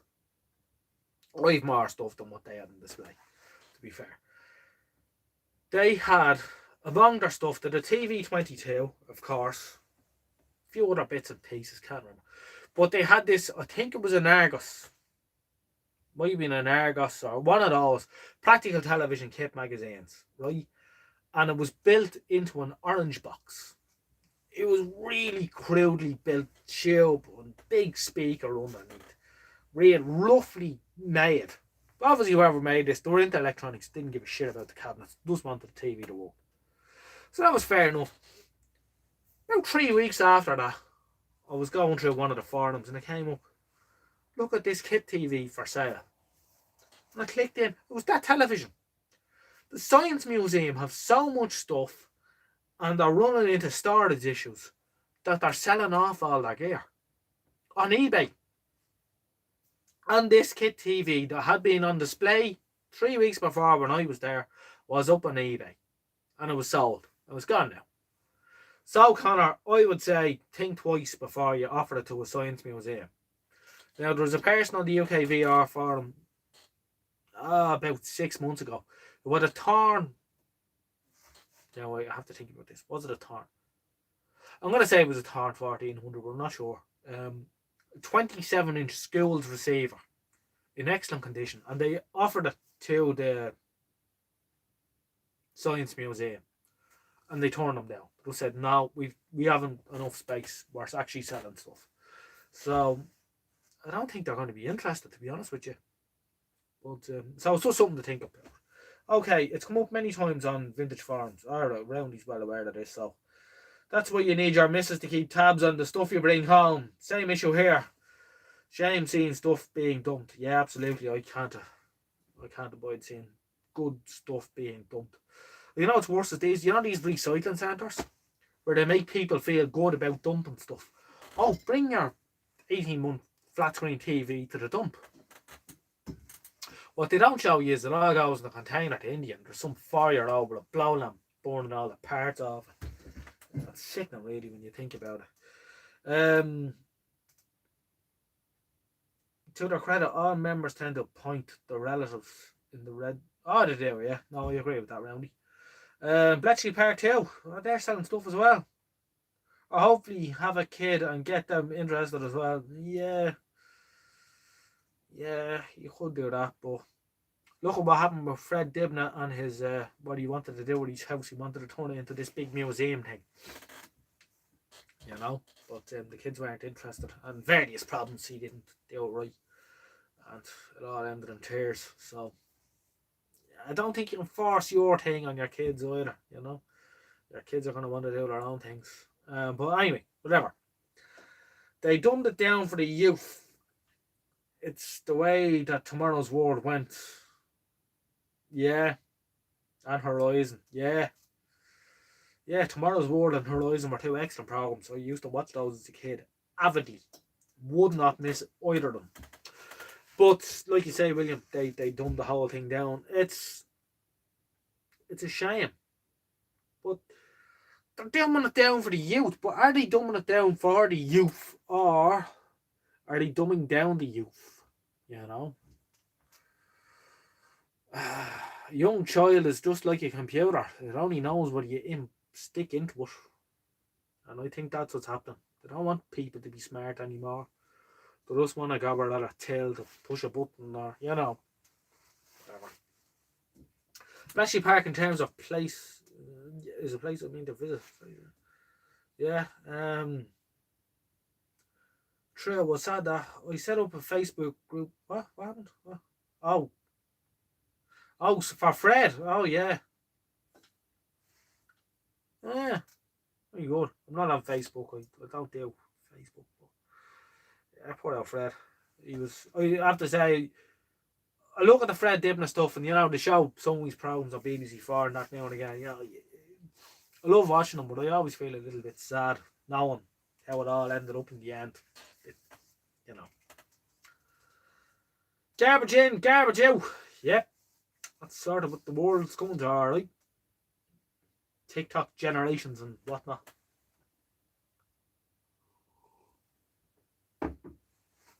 Right, lads, I'm going to go to the Jacks. I'm going to come back out and then I'm going to finish that drink. It'll probably be half an hour when I come back and then I'm going to go to my bed. Alright, so I'll leave this to it for a couple of minutes. Thanks, lads.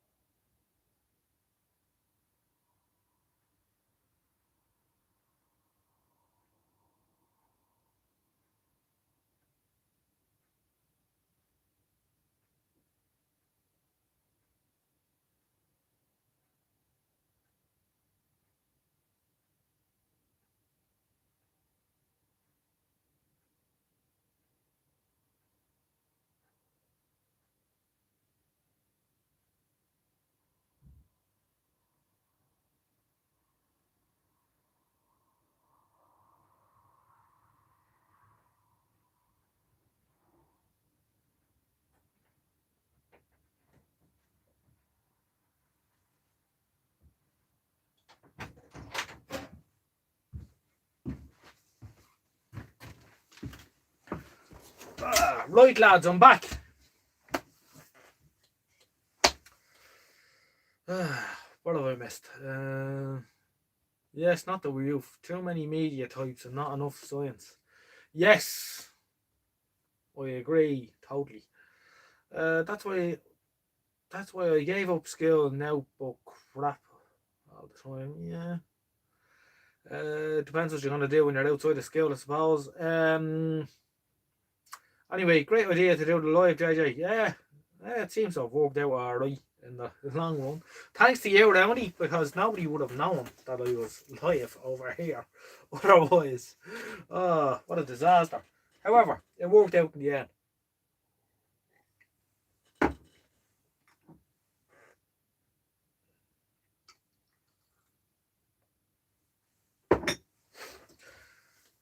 Kids too busy making media degrees which are useless. Ask them to fix studio kit in an emergency and they're, yeah.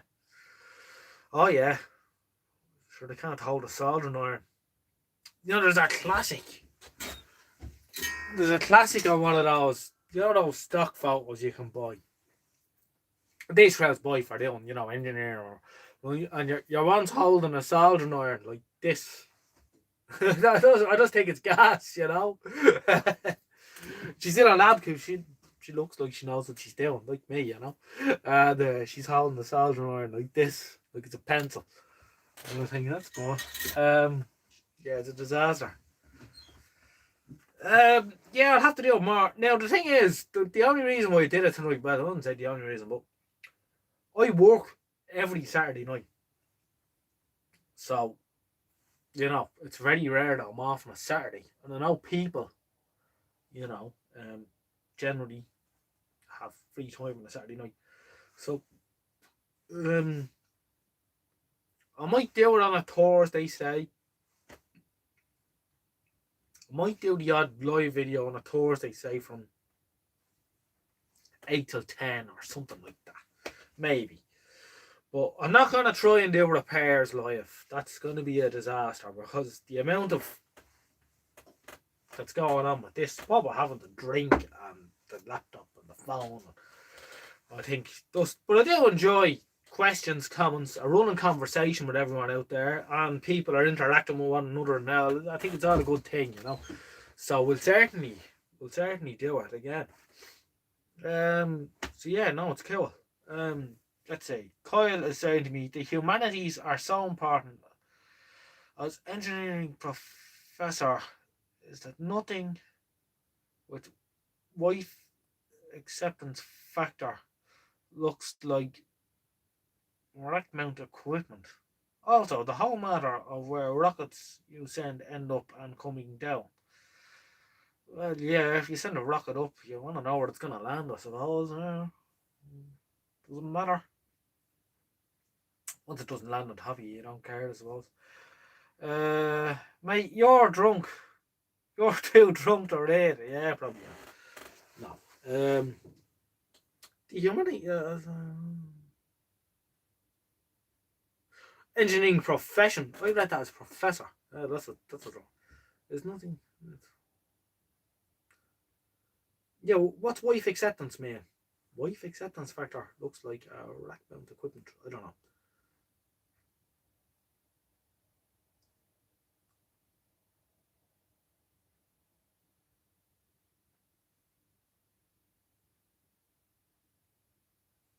Yeah, it is good to talk roundy. Exactly. No, I think it's pretty good. I think it's worked out quite well. I think we've had a bit of fun tonight. A lot of different people have popped in and popped out, and overall it's been a bit of crack. I think it's wife acceptance. It is allowed. Oh, sorry. Yeah, no, you're right. Yeah, it must be done. The wife acceptance factor is very important. Generally, it has to be clean, rubbed down with a rag. Work, show, Britain's Got Talent, and the Great British Bake Off, and then it will be good to go. I love that Pi radiogram you did. The record player is probably rotten. The plastics were crap. Yeah, that's another thing that I'm not going to get to see for another 7 to 8 years. But yeah, no, it's nice. It has the same chassis as the T19D, and that's why I got it. Other than that, I don't really have much interest in it. I did toy with the idea of turning it into like a whiskey cabinet or something, but sympathetically, of course, keeping the T19D chassis original. Very well, I thoroughly enjoyed it. Well, thank you, Roundy. I think we're ready to sign off, really. We've kind of gone on and on and on, and it's 1 in the morning now, which we weren't expecting to do. I was expecting to do this for half an hour or whatever. And it's gone on and on and on, but it's been great crack now, in fairness, lads. And I have to thank everyone for tuning in. And as I said, lots of different people have popped in and popped out. People I was not expecting to see. I wasn't expecting to see Chris's TV popping in. I wasn't expecting to see George Christophe popping in. I wasn't expecting to see Cody's popping in. You know, there's a lot of different people that popped in, popped out. Saturday night. It's been a lot of fun. So, yeah. No, it's great. Thank you, William. I managed to pick up the loop message on Radio Ulster on me stereo here in Derbyshire, England. Yeah, it's still going. I thought they would have turned it off by now. It's going on, must be 3 weeks now.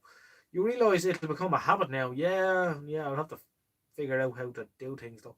It's seen me off a late shift. I'm back home with a beer. Yeah, now MFD. It's gone on and on, hasn't it? Yeah, it's seen me with the beer. I've enjoyed the couple of bottles of Guinness now, I have to say. And to be honest, lads, it's actually nice to come in here and just sit down and have a chat with you instead of doing things, because you get fed up with doing things too, you know. Sometimes you need to just relax and chill out and have the crack, and it's been pretty good. Yeah, I can't complain. It's been emotional, as they say.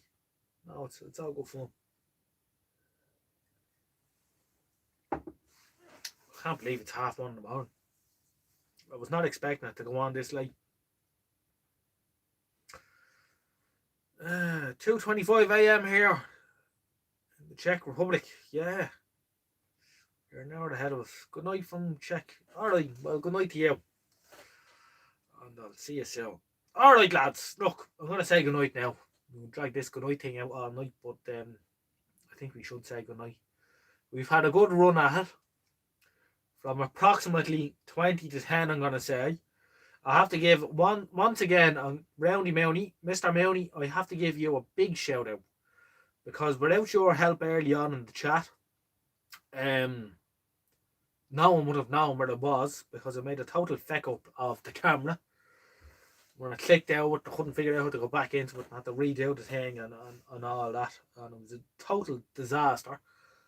I have to thank you as well for your very kind donation. So I have to thank George Christophe, and I have to thank Cody's as well. Very, very kind donations. Still 22 on board. Unbelievable. These are sticking it well, lads. It's been a long night. Remember to drink some water. You're alright, Kyle. You want to see me and me day? Drink. That's nothing. It's not even 4 points. They're only the little small 330ml bottles, so they're fairly harmless. So yeah, no, it's been a great night.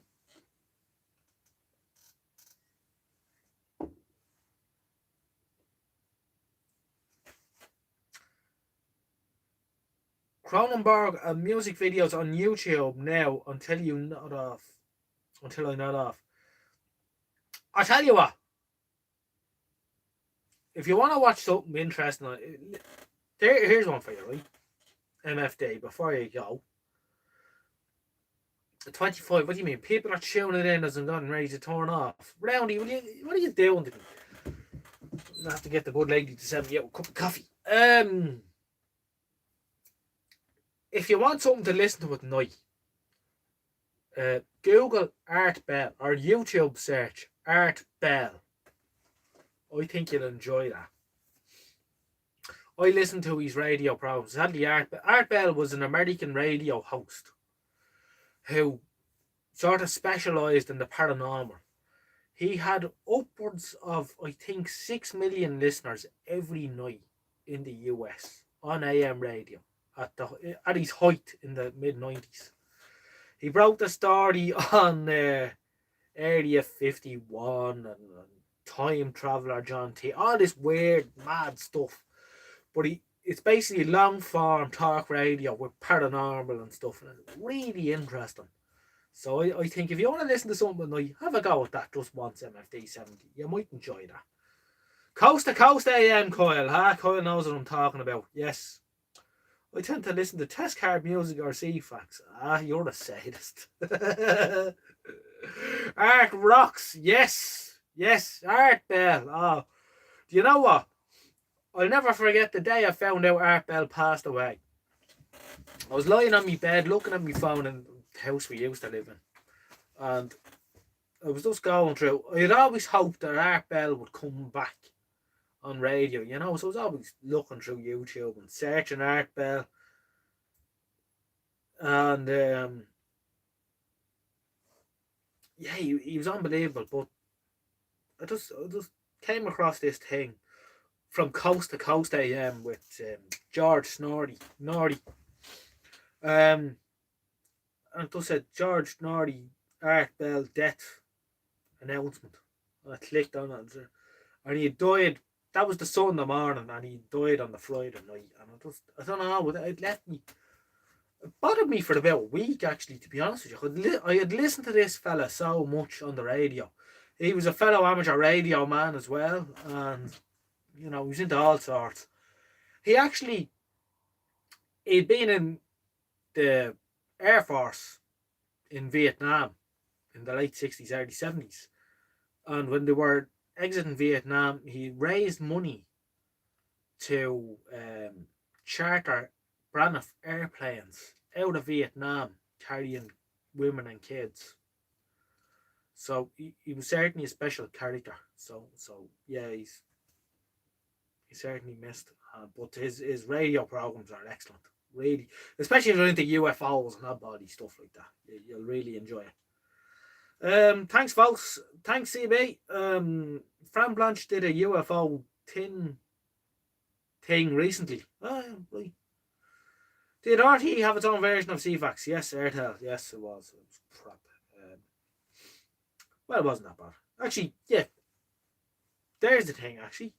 If you have a Skybox or a Fleet Airbox and you can get RTE, now you won't be able to see RTE because it's encrypted unless you have subscription.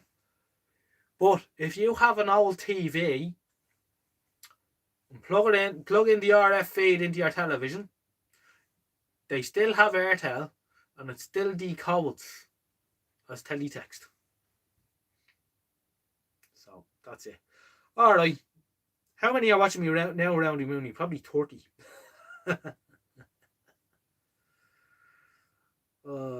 Don't tell me you don't want to know. I'll go to bed.